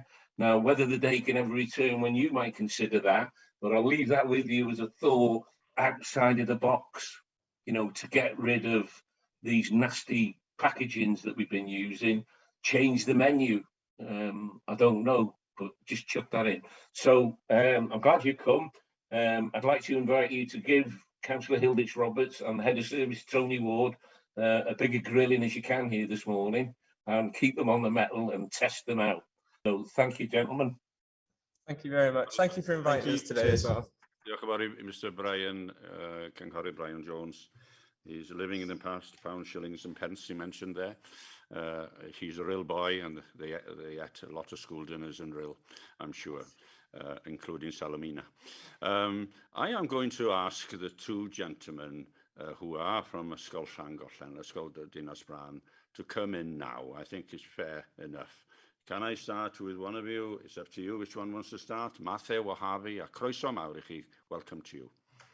Thank you very much for inviting us. So we've got a number of questions, not just from us two, but from a number of sixth form council members. So I think Matthew's going to start with the first question. Yeah, so I've got the first question. So since 2015, the Future Generation Act has stated that all procurement is sustainable. So this was 7 years ago. So why are catering not using proven profiting alternatives to single-use plastics 7 years down the line? Have you got another question?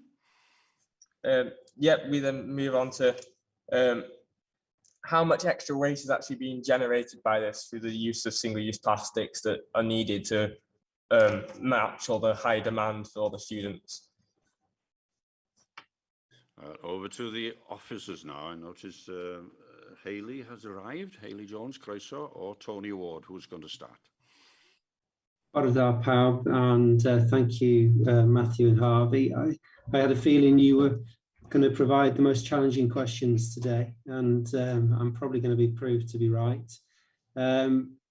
we've got Hayley Jones here, who is our lead officer for the catering service. And Hayley, I don't know if you want to start on those questions, and I can pick up anything additionally if you want. So we sat together in a room and talking to each other about who's going to answer what, but it's a bit more difficult over Zoom, so we have to do it publicly and work out who's going to answer what. So please bear with us. So, as a service across the 8 secondary schools within the authority, we're given approximately 50 minutes to serve between 500 and 600 children. So time has a massive impact on how we are able to deliver the service. Like was said in the report, gone are the days where pupils want to sit at a table with a knife and fork and a plate and have the social interaction. Yes, they'd like to do that, but actually space in the dining room, when we have dining rooms that sit possibly 100, 120 children and we're trying to feed 500, is prohibitive as well. So the social side is restricting. And then also we're tasked with run a business, giving pupils what they want, whilst trying to make the service financially viable so that it doesn't cost the authority any money, but also looking at how we deliver that in the timescales and how it's financially affordable to the children.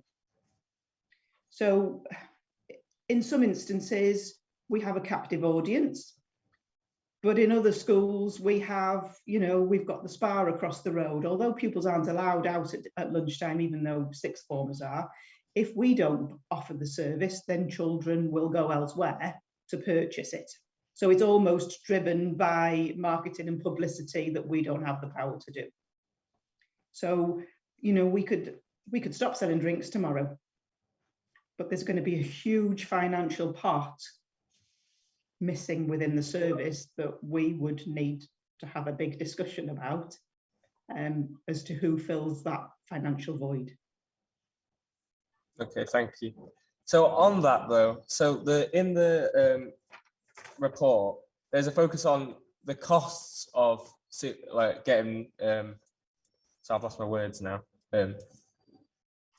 More eco-friendly drink service, but there isn't a focus on what's the actual cost of the single-use containers and cutleries that are used in schools currently.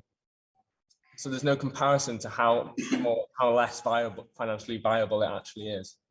So within the service, we've stopped using single-use plastic in pasta pots.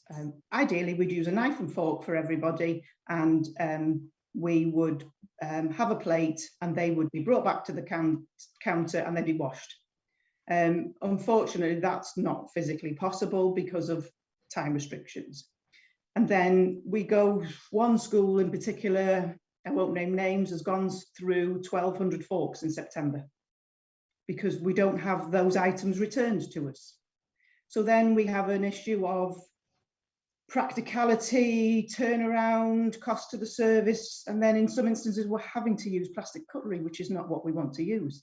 If we then put 20 pence on a meal to enable you to purchase bamboo, for example, then you as pupils may be able to afford that. Pupils that potentially run free school meals cannot afford that element, and so we're segregating part of the school, which we try to keep everybody equal. So it's trying to get a balance between everybody and having a service that's affordable to everybody. That's why there's a selection of drinks that range from 45p up to £1. So that there is, and there's also water available every day, free water, potable water available every day, in case somebody doesn't want to spend any of their money on a drink. The other question with regards to waste generated, that's a difficult one because it varies from school to school. What we're finding is that a lot of pupils aren't recycling any single-use plastic.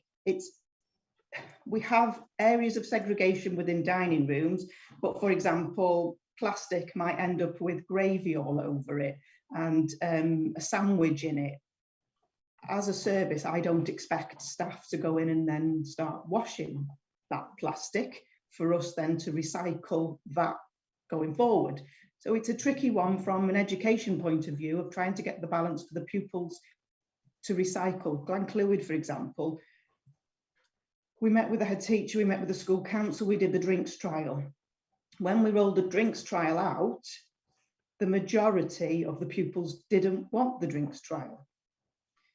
So it's very difficult in getting the balance to please everybody. Okay, so got another question. So how can you say that not all schools would welcome the removal of single-use plastics? It's mentioned in 10.2 of the report. When you read the minutes from the Denbighshire County Council Student Council, going back many years, every school in Denbighshire wanted to get rid of them from their canteens, not just our school. That comes from meeting with the head teachers in secondary schools. So we met with the head teachers, and this was mainly driven by the head teacher in Glyndŵr, the start of the process. We welcomed it. When we met with the other 7 secondary school head teachers, there was concern raised by a number of head teachers that they didn't want that stopping because they were mindful that that bottle of orange, pure orange juice, was the only piece of fruit or one of their 5 a day that some children would get. So they were mindful that some children don't come to school with a drink. Some of them wouldn't have the facility to have a bottle. So if they chose to spend part of their money on a drink, they were concerned from a health point of view that some children were coming into school at 9 o'clock in the morning and would leave at 3 or 3:30, having not had a drink. And potentially that fruit juice was of a huge benefit to them. So they weren't all on board. We discussed the can element. So do we swap from plastic to cans? That's not ideal. And again, there's been some accidents, I can't remember if it says in the reports, a number of years ago, where when we've had more cans on sale, a mower shredded on 2 of the school fields a can. It resulted in 2 quite worrying accidents where pupils would cut their legs playing football and rugby. So some schools do not allow us to serve cans, and cans can't be resealed. So that was where that element came from. It wasn't pupil led. It was from a general conversation at a head teachers cluster meeting. Very much. Diolch yn fawr iawn. Cwestiynau da. Excellent questions. Diolch yn fawr iawn I chi. It's a big problem. Finances seems to be in control here. Tony, you want to come in?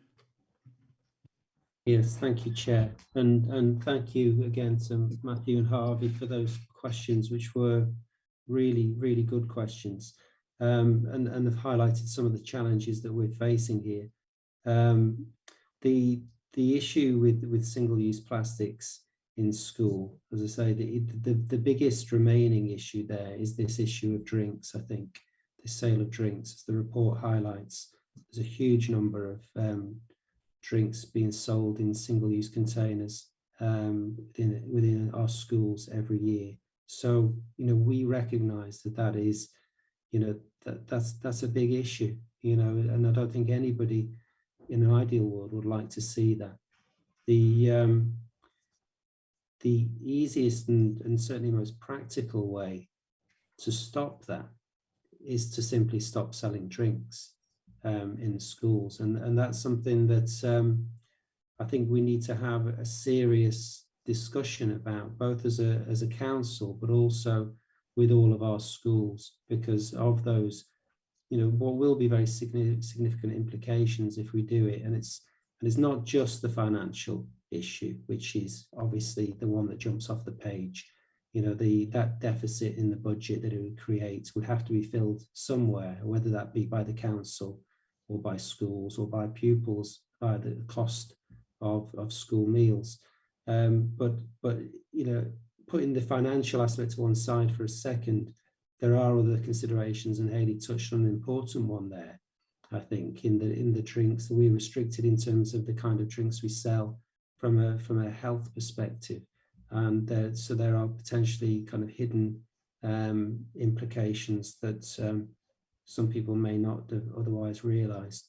So there's a big debate to be had about it, you know, and I'm not saying that we shouldn't take such a step, but I think it needs careful consideration, and it would require all schools to be on board, because at the end of the day, the schools and the pupils are our customers for this service. So we need them to come with us on this journey, and it would require a lot of political discussion and agreement as well. The issue of waste is also a really important one, and I think this is, Hayley touched on this, I think this is something that we can make steps and improvements on. There is a lot of waste that comes as a result of the school catering service that doesn't currently get disposed of in the best way.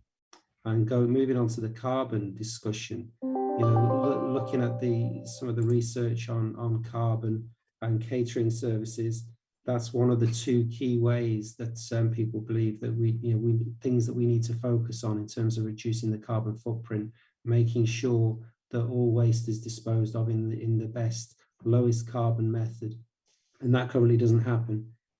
It does happen in terms of what happens in the kitchens, because that's more in our control, and you know, Hayley has that under control. But it doesn't happen in terms of what happens in the school canteens and food that's taken away. So that's something that I think we can work on. We've got some funding, as I think it says in the paper, to fund a part-time post to look at this kind of thing. So as part of our carbon program as a council, and we will be looking at that over the next few years to try and make big improvements in that. Again, we're going to have to work with the schools, because the schools are critical in making this work. But there is work to do, and it does need to improve. So yeah, I just wanted to highlight those things. And as I said, the other thing which Councillor Hilditch-Roberts highlighted, we've got a massive issue in terms of our carbon emissions as a service, because of this need to provide a meal free of charge to all foundation phase pupils by September this year, and then to all primary pupils by September next year. That's going to mean that our school catering service is a lot bigger in 2 years' time than it currently is. And the carbon footprint of our service is necessarily going to be a lot bigger in 2 years' time than it currently is, unless we do something significant to alter the carbon emissions from the service. So we've got a real challenge. If we stay still, our position is going to get worse. It may mean that actually as a council as a whole, we need to increase our efforts to offset our carbon emissions in order to absorb that additional impact of this new requirement for free school meals in primary schools. So it's a challenging process. That's all I wanted to say for now, Chair. Diolch yn fawr iawn chi. Ga I ofyn chydig o gwestiynau rwan. Yn gyntaf i Hayley, a diolch i chi Hayley am ddod atan ni y bore yma. Da chi'n sôn am cyllid a ffyrcs wedi cael ei wneud o heiar, felly stil. Oes a symudiad oddi fewn i Gymru ag Prydain Fawr i gael nhw allan o bren neu bambw yn y dyfodol, a mae hynna yn symudiad gwell efallai, ond wrth gwrs y problem arall ydy gwllwn pethau ym mhob man, gwasarn yn cael ei daflu i bob man. Ydych chi fel adran, Tony, yn cydweithio hefo ysgolion o ran addysg yn dod i mewn i roi arweiniad sut i gadw tu allan ysgolion yn daclus? Dau gwestiwn o fanna i chi, os gwelwch yn dda. Oreit, mae arian yn bwysig i ysgolion, maen nhw'n busnesau yn dydyn, dyna di'r broblem. Felly, ond os gynnwch chi ryw symudiad, rhywbeth newydd ydych chi'n meddwl y fedrwch chi'n neud yn fuan? Diolch. I answer the stainless steel cutlery. We use obviously general day-to-day cutlery that we wash and is reused, but we don't always get back the knives and forks that the child is given. So they could end up in general waste, they could end up out on the field, who knows, taken home, we really don't know where they end up. And we go through thousands and thousands of these a year.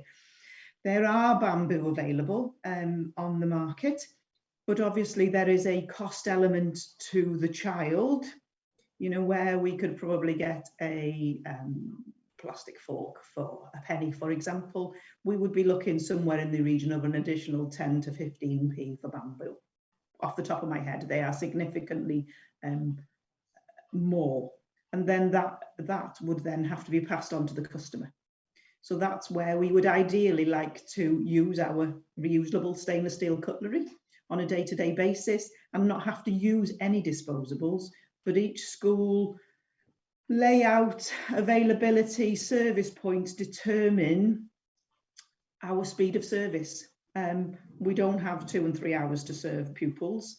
And so we're restricted by the space we're given, the facilities we've given, and the seating capacity we've given, and the length of the lunchtime.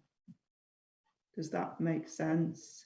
Yeah, diolch yn fawr. Tony? Yeah, in terms of the other question, Chair, I think, again, this is something that I think there is an opportunity to do more on in terms of working with schools to around how these messages are, you know, are put forward and how we can work together to improve that situation. There's two things. There's one thing around trying to make sure that all the material is recycled that's produced from the catering service, from meals, and there's a lot of work to do, as I say, to improve that. So we're going to have to work with the schools on that. The other thing, as I think you were alluding to, is around littering, and again, you know, I think it's quite clear that you know, quite a lot of litter is generated in and around our schools. So again, it's another key message that I think we do need to do more working with schools to support schools and work with them to try and get these messages across. We just need a bit of capacity to do that, and you know, that's something that we're, as I say, we've been trying to look at as part of the carbon agenda, to try and create a bit of capacity to focus on these kinds of things. But yeah, both things do need to improve in relation to the environment. Diolch yn fawr, Tony.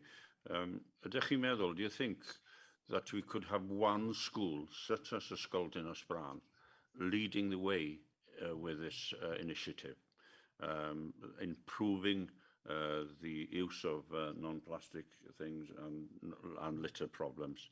Do you think that's a move in the right direction? I will ask Hayley to come in and give her thoughts as well on this, Chair, if I may. But I think one of the challenges is, and I think this goes back to what Hayley was saying before about needing to have a discussion with all schools about it, because our model is basically, as Councillor Hugh Hilditch-Roberts said, it's a whole system model. So one change for one school impacts on all the other schools in terms of the financial model. So if we were to say, for example, you know, stop selling drinks in one high school as a step, you know, as a kind of step forward in the right direction, it won't have the same impact in terms of £220,000 impact on the budget, but it will have an impact on the overall budget, and all schools would have to kind of absorb that impact equally, because it would, you know, that's how the model works. So we would have to have all schools on board in order to do something like that. It is a suggestion, it is an idea, and it's something for discussion. You know, but as I say, we will need all schools to be on board. Hayley, am I saying the right things there? Yeah, and this is where the drinks trial came in. So we trialled the drinks in Glenclwyd with a view to hoping that it worked. That was the aim, and that would solve our problems. But obviously from the report you can see that by solving one problem, we have created 2 or 3 other problems. So Litter in schools, there are bins in an abundance across school dining rooms, within the school and within the school, area of grounds. Yes, ideally everybody would put them in the bin, but it's such a difficult one for schools to be able to manage because it costs them people to go around picking up the litter. So ideally the model that we introduce would suit all of the schools so that nobody is treated any differently. Brian, you should remember that. Yeah, thank you, Chair. Only my personal view, but as the lead member, I think it's extremely important that all schools are consulted and all schools are drawn into it. I did get an invite yesterday to a panel on the 10th of February, and I don't know if anyone's heard of this, Plastic Clever Schools. I will circulate it to the head of service and Hugh Eldridge-Roberts, and pretty detailed. Not sure how long they've been going, but they have got together with a number of schools, and they're going at it from a united front. And I think that's probably the way, because you can build up the momentum, you can harness in all the enthusiasm of youth, and that would be my personal preference, the way to go. Thank you. Diolch yn fawr iawn. Hugh Hilditch hefyd. Diolch, Cadeirydd. Yeah, I think I just want to be clear that there is an appetite in all our schools to try and achieve the goal without a shadow of a doubt.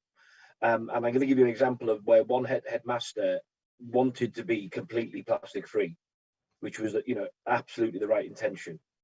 When that was then priced up, it financially wasn't viable in any shape or form, because you're changing a whole system.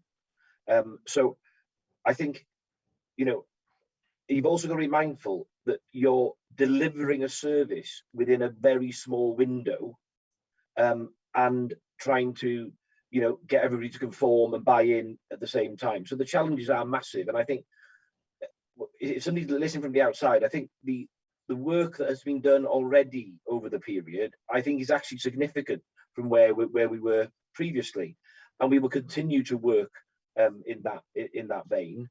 But at a time when budgets have been slashed left, right, and centre, it is really, really difficult for Denbighshire as a county to finance it on its own. It needs to be a national, global initiative that actually has the impact that could make a difference to everyone. And I think that's really important.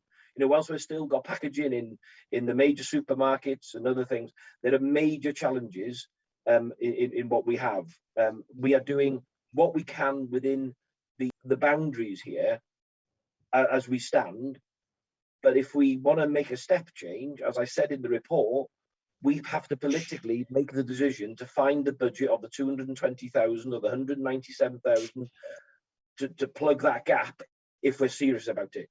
And I think as scrutiny, that's what I'm asking you, is are you serious, and will your recommendations put that before the council to actually take that step change? But it is, if we are serious, it's a big step, is what I'm saying.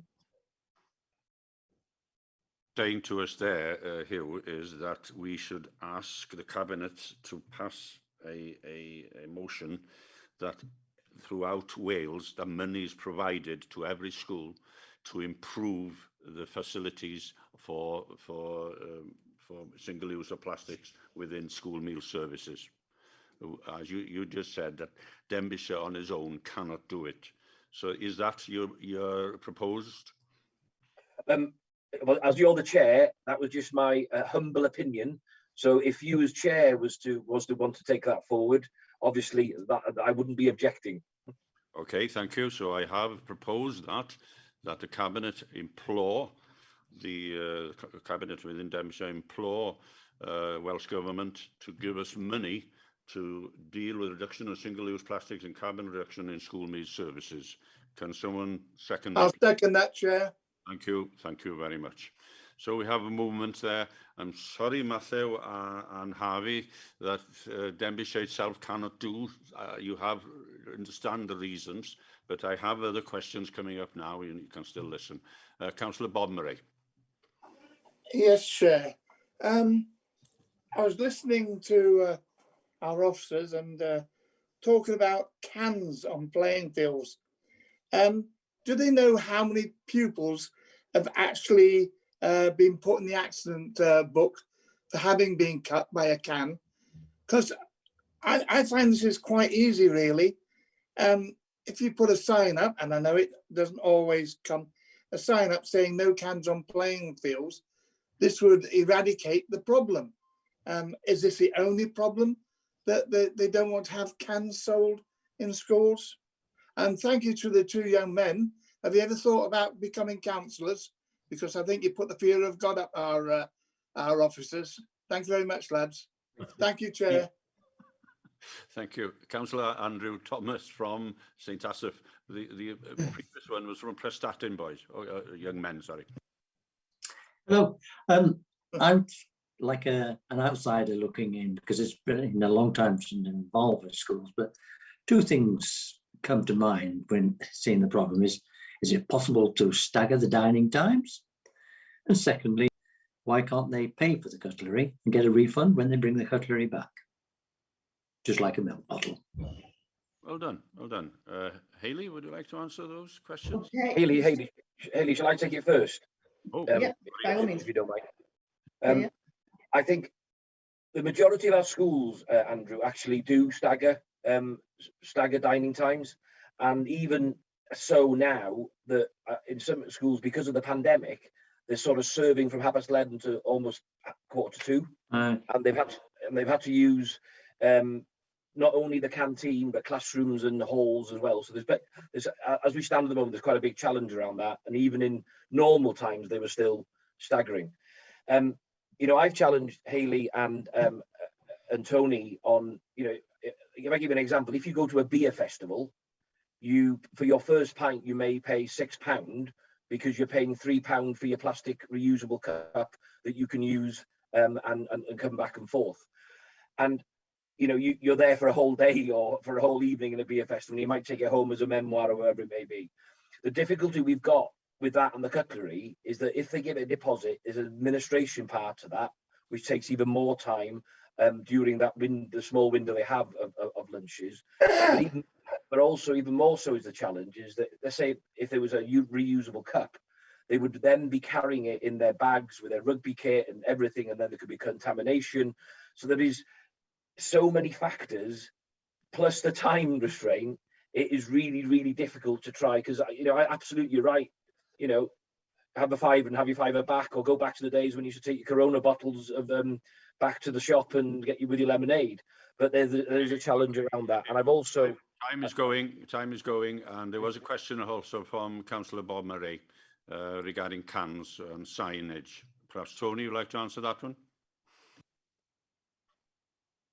Sorry, Chair, I was on mute for a second there. Yeah, Hayley might be able to add in. I don't know the facts and figures around the number of incidents or accidents surrounding cans. The one thing I would say is that, you know, putting a sign up to tell somebody not to do something doesn't necessarily eradicate the problem. I think experience would tell us that. But the other thing is, you know, if we were to switch, you know, all of our drinks that we sell from plastic containers to cans, we still have an issue that is single-use cans that are being used. So it's a difficult one. You know, they're still single-use containers, aren't they? And at the end of the day, that's not great. So Hayley, is there anything you wanted to add on the can thing?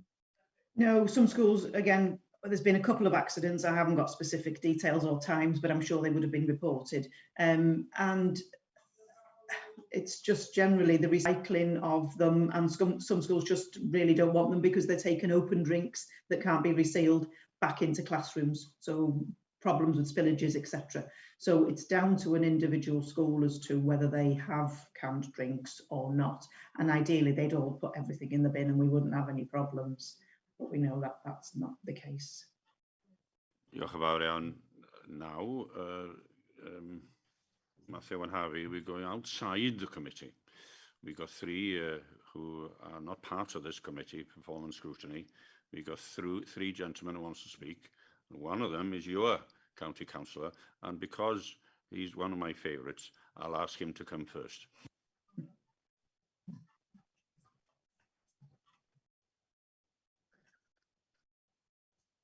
On mute.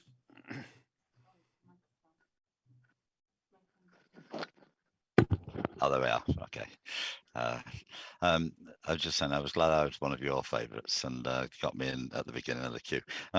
Just briefly, I don't know because I can't speak to students this morning face to face, but I would think that when they contact me after the meeting, they'll be quite disappointed to hear the response of the committee because let me get on to my question before I get into a long diatribe, so I know that time's short. My question is that in terms of actual what's going to happen, has the county sat down and said, what is the ideal system that we want to have, which includes reducing single-use, getting rid of single-use plastics? What model do we want? What's the ideal thing that we want? And then how much is it going to cost? Get the money and implement it. And that requires us to act like adults and help children to act in the way that they should be acting. Because, you know, we can't blame things on children for throwing litter. It's up to us to educate children not to throw litter. And if there are problems about missing cutlery, it's our job to educate children that this is the result if you don't circulate recycled cutlery. And we need to be the adults who are making plans and implementing them so that we're not harming the environment, we're not using single-use plastics and so on. And I don't think it's good enough to say, oh, well, come on, Welsh Government, give us a load of money to do it. On climate change, Denbighshire has said, we want by 2030 to be carbon zero. On ecological change, exactly the same thing. We want it and we're going to do it. It doesn't matter what the Welsh Government does, we're going to do it as a county. That's what we've agreed to do. And we need to do the same with this school dinner issue. I feel sorry for Hayley, actually, because she's got this limited budget and she's got to make the budget work. And there's real pressure to get rid of these single-use plastics, but she doesn't see a way to do it. Let's have a proper investigation into this. And would that be possible for the very near future? Diolch. Here. Mr. Cadeirydd. Councillor Murray. Hugh Hilditch will answer that. Yeah, great. I don't disagree with your sentiment about we need a proper plan. But what I think we've got to be cautious is that if we formulate a plan now without knowing what the impact of free meals for all pupils going forward, it could be doubling the cost and what we're doing. So that's why I said at the beginning of this is the current here and now. And you know, and as I said quite clear, I do think that Welsh Government could support us in some way, but I also think that, you know, politically, as a council, if we are serious about the ambitions, therefore, you know, we need to make the investment of nearly 400,000 to plug that gap in the budget, as I've said. So what I'm trying to highlight today is the challenges that we have to find, where if, you know, the committee recommend that we need to look at that to see how we can plug that gap, all more than happy to look at that and see what the options are, because I think, you know, Hayley and the team have really tried every option under the, and we hoped that this trial would have been far more successful. However, this was in a school that had total ambition to be a total plastic-free catering service. So it is not as easy to manage as in the reality. You know, I mean, Bob talks about cans on field. You know, I've played rugby. And you know, the bins are at the side of the rugby pitches, the same as the dog poo signs are. It doesn't stop the dogs from pooing, and it doesn't stop the cans from going on the pitch and people getting cut. So there are major challenges that we need everyone on board. But I think you rightly say, I think once we know what the future is about feeding all children at primary level, that may restructure the whole service. Because why would you change your serving areas now and invest in the equipment and then have to change again in next year, because it could be another financial impact? So it may be coming across negative, but I'm just trying to be in reality about the costings with the cuts that we're there. We've already put school dinners up, the cost of school dinners. So we're trying to plug it in every shape or form we can, but there are major challenges. It's not as easy as it sounds. excuse me, to answer Graham also, could we infuse this recommendation regarding Ysgol Glan-Clwyd, the problems they've had, and send that to the Welsh Government to show where the problems arise, so they understand what the problems are people like Hayley are facing, and our youth were like Matthew and Harvey. So I think recommendation is that this report about Ysgol Glan-Clwyd is sent to the Welsh Government as an example of how on earth are we going to improve the single use of plastics and carbon reduction in school meal services. You've got an example. The work has been done for you. I am willing to bring Matthew and Harvey back because they've been very patient listening to us, old gentlemen and young ladies talking. Diolch yn fawr. Okay, so I think we are quite disappointed in the reaction. Obviously, we understand that the financial side of it, and we've got to look at it in a real life stance, and everything might not be as easy to pull off as you say. But also, we've got to think about the fact that climate change is also a real thing. It is part of real life, and it's becoming even more so. So I think we need to focus on that as well. And yeah, it might not be as easy as it sounds, but global warming is a part of life, and we need to find a way of getting around it. Even if it is difficult, we need to do something about it. Could I suggest that you as a school also send your disappointment within Ddinbych to the Welsh Government? I'm sorry, I'm not attacking the Welsh Government, it's not their fault. It's just that it's a world problem. Yeah. You could also do this as the council from Ysgol Dinas Bran. I am. I think we've just got a couple of clarifications we'd just like to ask, if that's okay. Can we ask about, with the trial at Ysgol Glan-Clwyd, were they using soda siphons, or because it's a proven successful stat like McDonald's, Nando's, Chester Zoo, they all use this, so I'm confused to how it can't be profitable. If they were using so, we'd just like clarification on what they were actually using to dispense, because it just says dispense the drinks, what they're actually using to do. So because we're governed by Welsh Government nutritional guidelines, food in schools, we have to have a fruit-based drink. So we had drinks dispensers. In majority of the schools, and if you think to your school, we don't have the facilities or the space on the counter where you can self-vend. So we were having to decant the drinks into I think it was 350 ml reusable cup. So in theory, that is, it generated income, but it wasn't the same as the income that we would generate from our current drink sales. Plus you factor in that the school purchased 2,000 reusable cup drinks, and we have 250 of them left as of 2 weeks ago. They've ended up in bins in the St Asaph Park, smashed on the school field, who knows where they've ended up, in bags, gone home, etc. So that is our difficulty. When we look at self-vend, so for example, you buy a cup in Chester Zoo, you go and fill that yourself.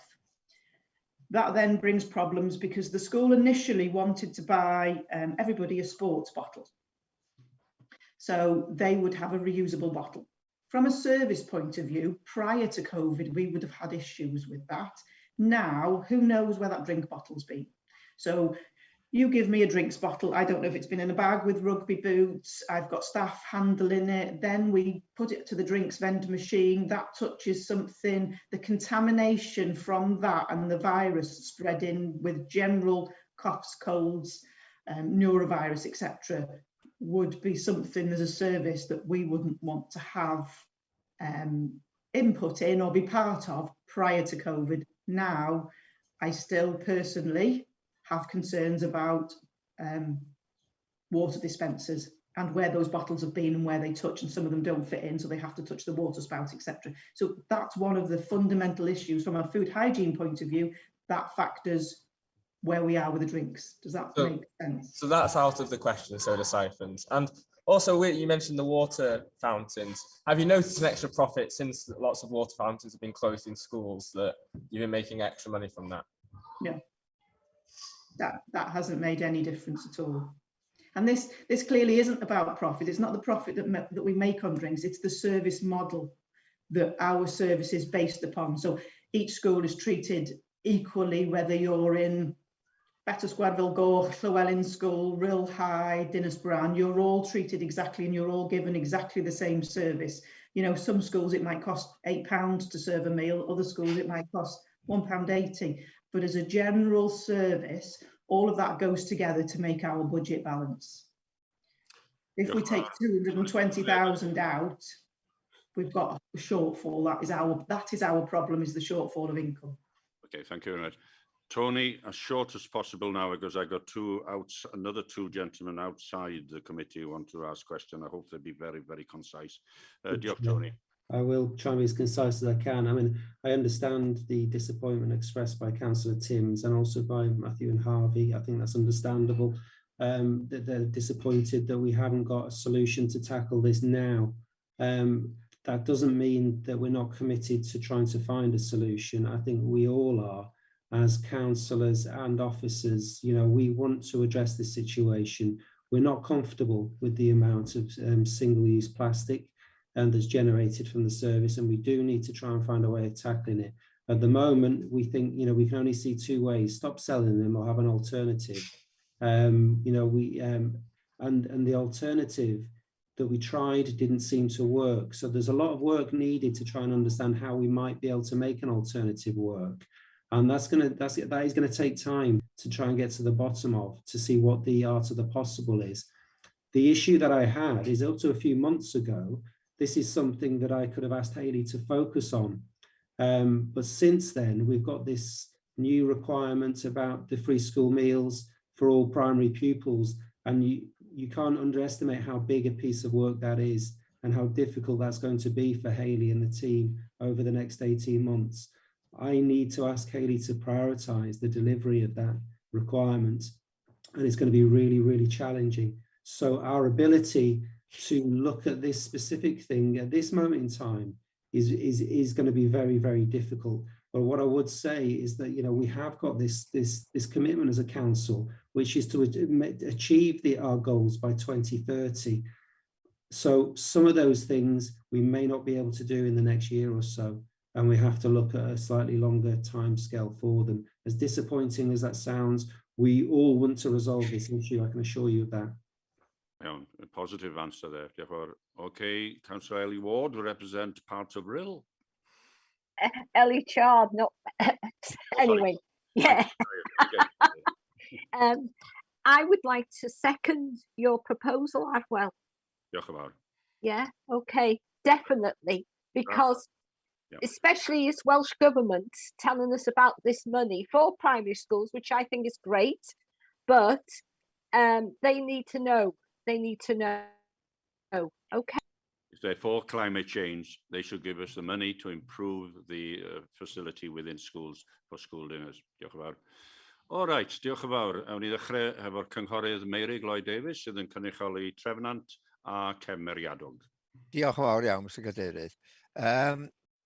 Dwi'n teimlo bod chi ddim yn gallu datrys y broblem yma bore yma, achos dydy o ddim yn y pwyllgor sy'n gallu gwneud hynny, os ni'n dweud. Da chi eisiau'r pwyllgor plastig. Da chi wedi cynhyrchu aelodau at ei gilydd, cyrchu at ei gilydd i drafod hwn, a dwi'n meddwl bod rhaid o mynd yn ôl iddyn nhw, hefo'r arbenigwyr yn y pwyllgor, a'i drafod o yn ofalus am rai oriau.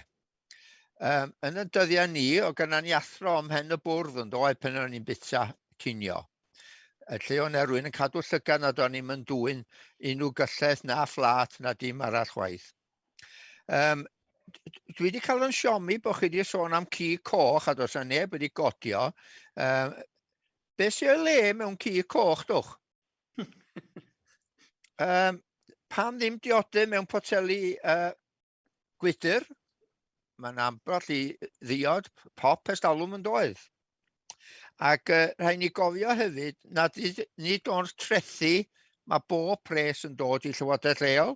Dwi'n meddwl, os a Steve Gann wedi deitha ni, ond rhyw 90% sy'n dod o Llywodraeth ganolog.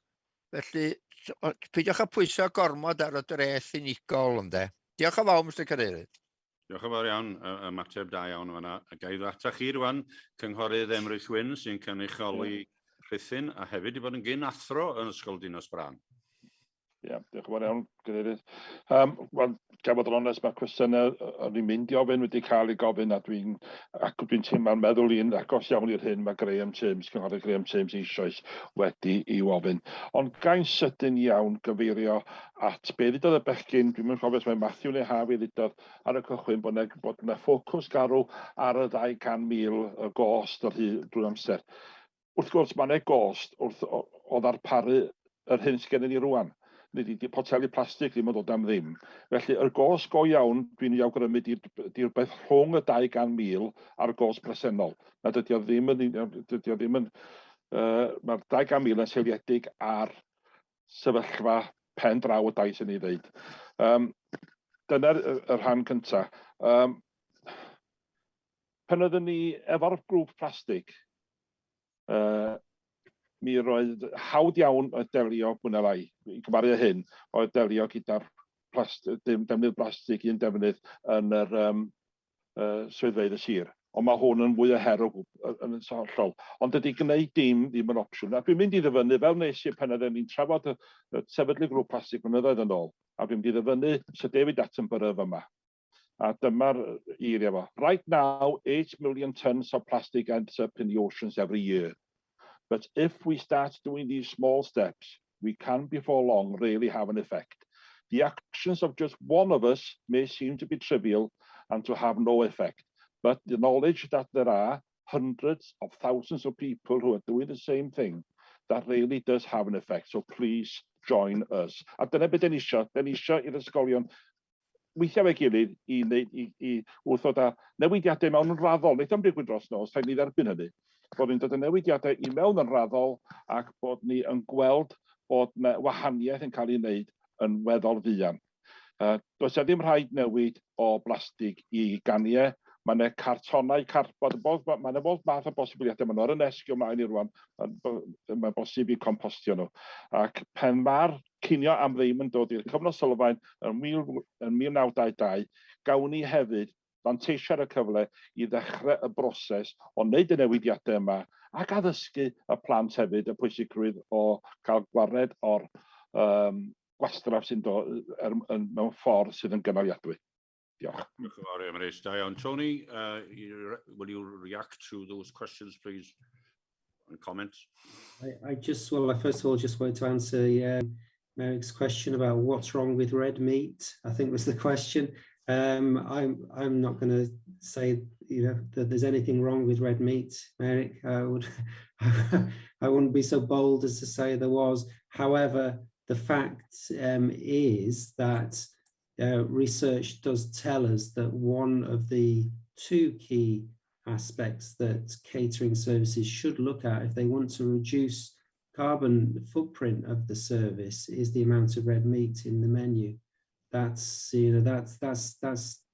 appears to be generally accepted as a fact. That's not to say that I'm suggesting that we should do that. We should remove red meat from our menu.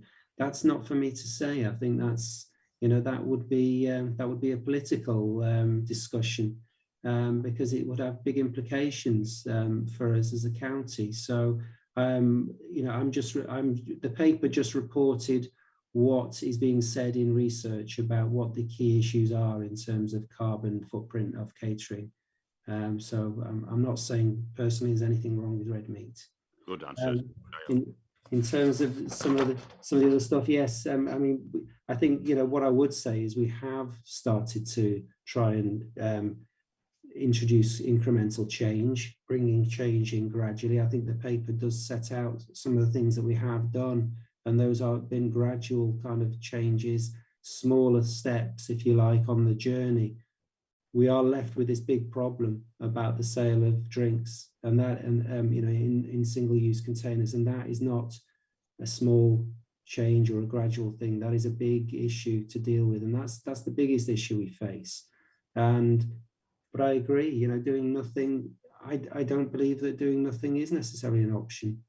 We just need to to try and work our way through this and to see how we can make that very significant step change, actually. But it's going to take a while to do that. And it's going to take a lot of work with schools, with members as well, to try and get to a point where we might be able to do that. I'm going to bring the two lads back before Hugh Hilditch finishes. He started us and he's going to finish us. So, did yn ôl rwan, Matthew, os gwelwch yn dda, neu Harvey? Okay, so one other question we've got is that we are aware of other counties in Wales and throughout the UK that have changed and gotten rid of plastic bottles, and even some schools that have gone so far as banning plastics altogether, single-use plastics altogether throughout the school.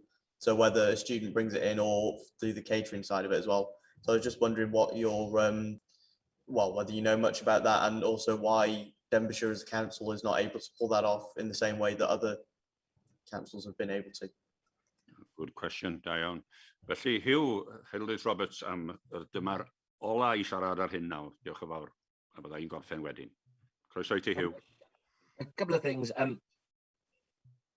Effectively, as Hayley and Tony have highlighted, is that we treat all schools the same currently. Yeah.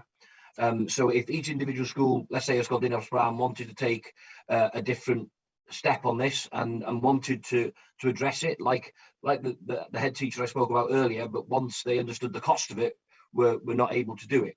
So the school has a right, the governing body can drive that agenda, and they set the budget, so therefore they're totally entitled to do so. So that's not off the table. What we're currently, the situation is that we are bound by Welsh Government rules for catering, what we're doing, and also we're delivering it on a whole school basis across Denbighshire. And you know, absolutely, I gave the example to Hayley and Tony that there's a dairy between Denby and Ruthin now who sell milkshakes, and you take your own glass bottles, and I think they've got them up on the coast in Mostyn as well. That is not viable in a school because you're not allowed glass. So there are many things, and you know, like you, I gave the analogy of Five Guys, where you go and you put your drink under the button and you dispense it and it's done. But again, that isn't possible to do. And this is why I do feel, I'm not being defensive, but I do feel the small steps that we have been able to achieve over the last 12 months is actually quite big in comparison to what we have done in the past. And we will continue to strive to do so. But we are restricted in that. So you can't have glass in, you know, the same as you can in certain nightclubs and stuff. The red meat situation, I didn't want to answer that question because don't get me started on that debate. So there are so many different restrictions that the team are working to. But you know, if you as a school and your school council have that ambition and want to drive it through your board of governors, please do. And if Denbighshire can support you, we absolutely will. But there is a cost, and you know, Emrys mentioned the cost. Well, actually, just on this paper alone, it's 400,000 we'd have to find. And if, you know, as a council, we want to plug that gap and find that money from somewhere else and take it from somewhere else, well, that's absolutely right to do so, but we'll have to find where it comes from. It doesn't come from thin air. That's the challenge. I'm not trying to be obstructive. I'm not against it. I'm embracing it, but it's such a challenge. You know, we're looking at budgets. We're trying to protect school budgets, trying to protect the education budget. There is so much we're trying to do at the moment. It's a massive, massive challenge. But thank you for your time, guys. Really appreciate it, because it's nice to see you are our customers, effectively, because you are our pupils. And it's great to see you taking such an interest, and you were able to articulate your questions so well. And it's probably one of the best scrutinies I've been to, because you were present. Thank you very much. Cheers. Thank you. Thanks a lot. Diolch yn How fawr. are other schools managed? Diolch yn fawr, Hugh. Diolch yn fawr eto I Matthew a Harvey. It's been great to have you here.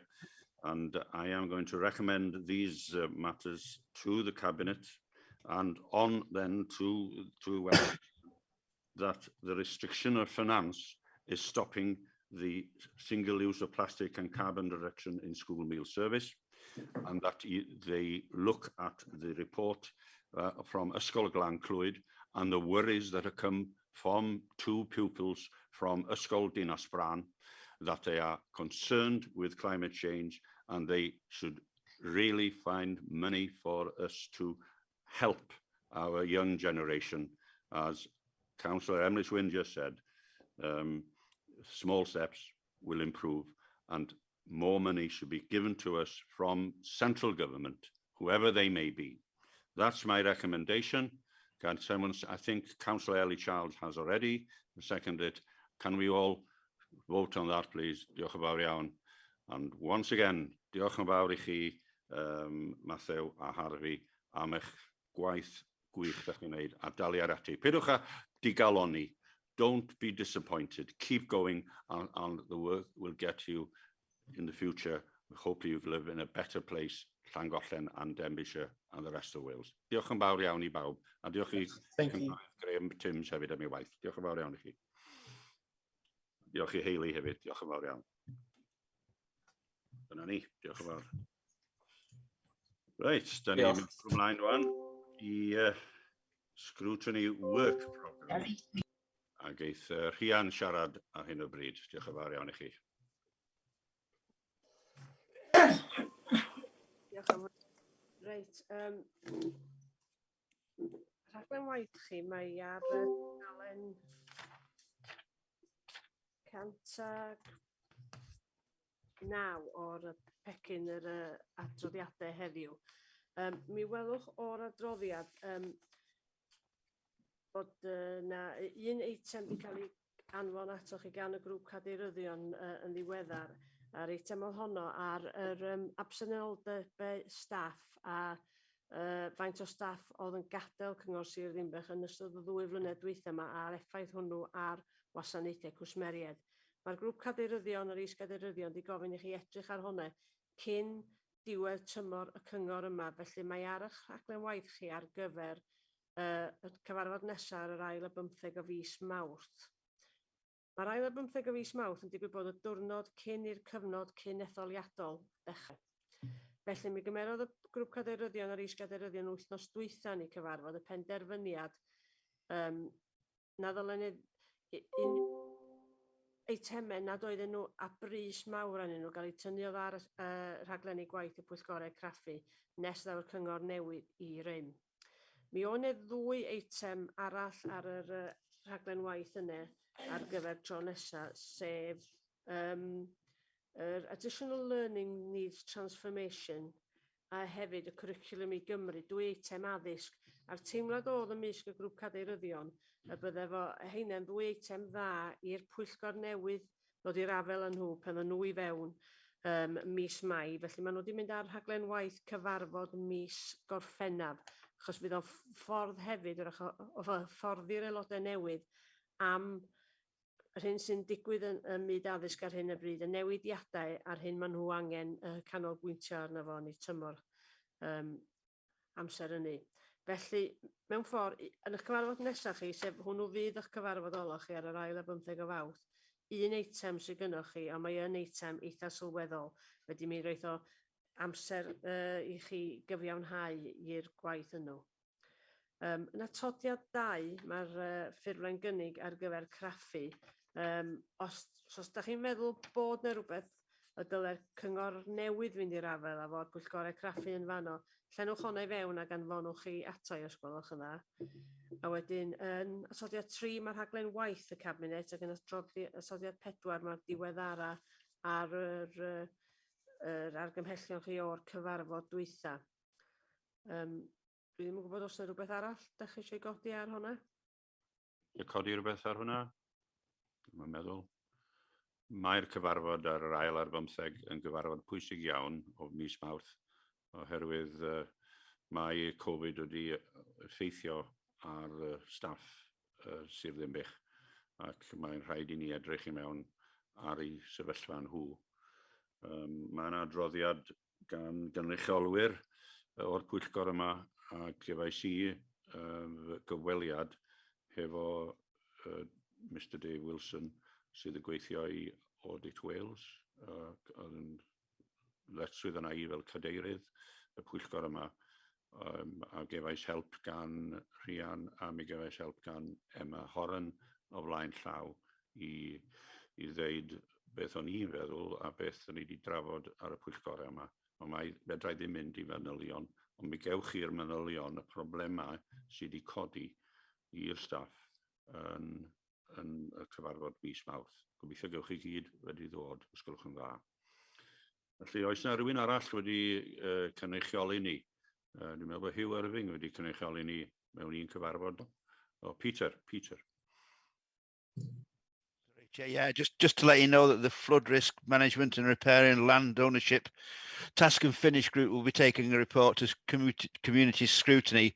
It's looking like the 10th of March, so that's one about flooding, Chair. Thank you. Well done. Good work you're doing there. I know you're doing very well there, Peter. Well done. Hugh Irving? Yeah, purely a matter of report, Chair. I represent scrutiny. I think scrutiny in general rather than this particular committee, although I suppose it is a performance item, on the Queen's Building project board, where we scrutinise the progress of the of that project. I've just confined my comments to saying the situation is challenging. The officers concerned with the project are working really hard to address ongoing problem after ongoing problem that was unanticipated.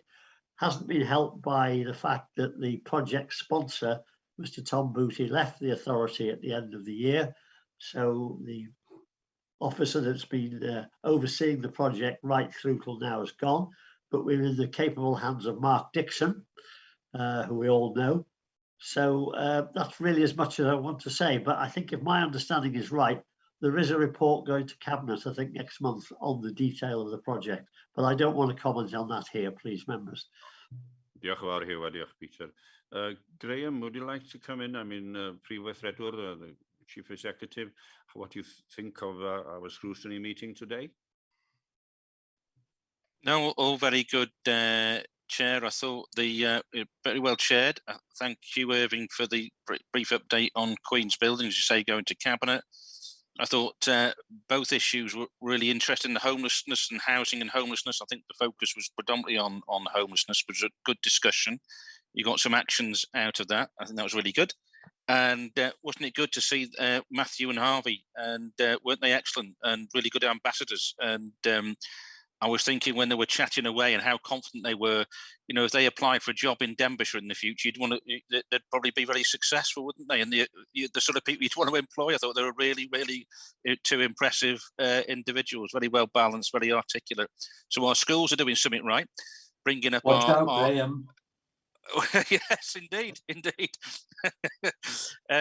Well, they've got that, but you know, they're potential material, aren't they? Definitely. And I thought they were excellent, and I thought the debate was really good, and it kind of explained some of the complexities around it. It's not always obvious, you know, easy to do some of these things, but I think the debate that we had probably helped Matthew and Harvey understand some of that complexity, and I think you could see they were understanding it and were reasonable from their position. And I think also, you know, Tony and team have gone away with some more ideas as well, haven't they? So I thought, excellent, well done, really good meeting. Diolch yn fawr, Chair, thank you. Diolch i chi, diolch yn fawr iawn i chi. Wel, dyna ni, mae'r cyfarfod yn dod i ben. A diolch i chi am eich ymynedd, a diolch i'r rhian unwaith eto, diolch i Stephanie, a diolch i'r cyfeithydd yma'n cw, a Cath sydd yn cadw cofnodion yn ddistaw yn y pellter. Ac dymuno dda i chi, a gweld chi eto mis Mawrth. Diolch yn fawr iawn i chi gyd, gyfeillion. Diolch yn fawr iawn i chi. Diolch yn fawr. Thank you. Bye. Thank you, Chair. Bye now. Bye all. Diolch yn fawr. Thank you, Chair. You didn't do bad for an old one.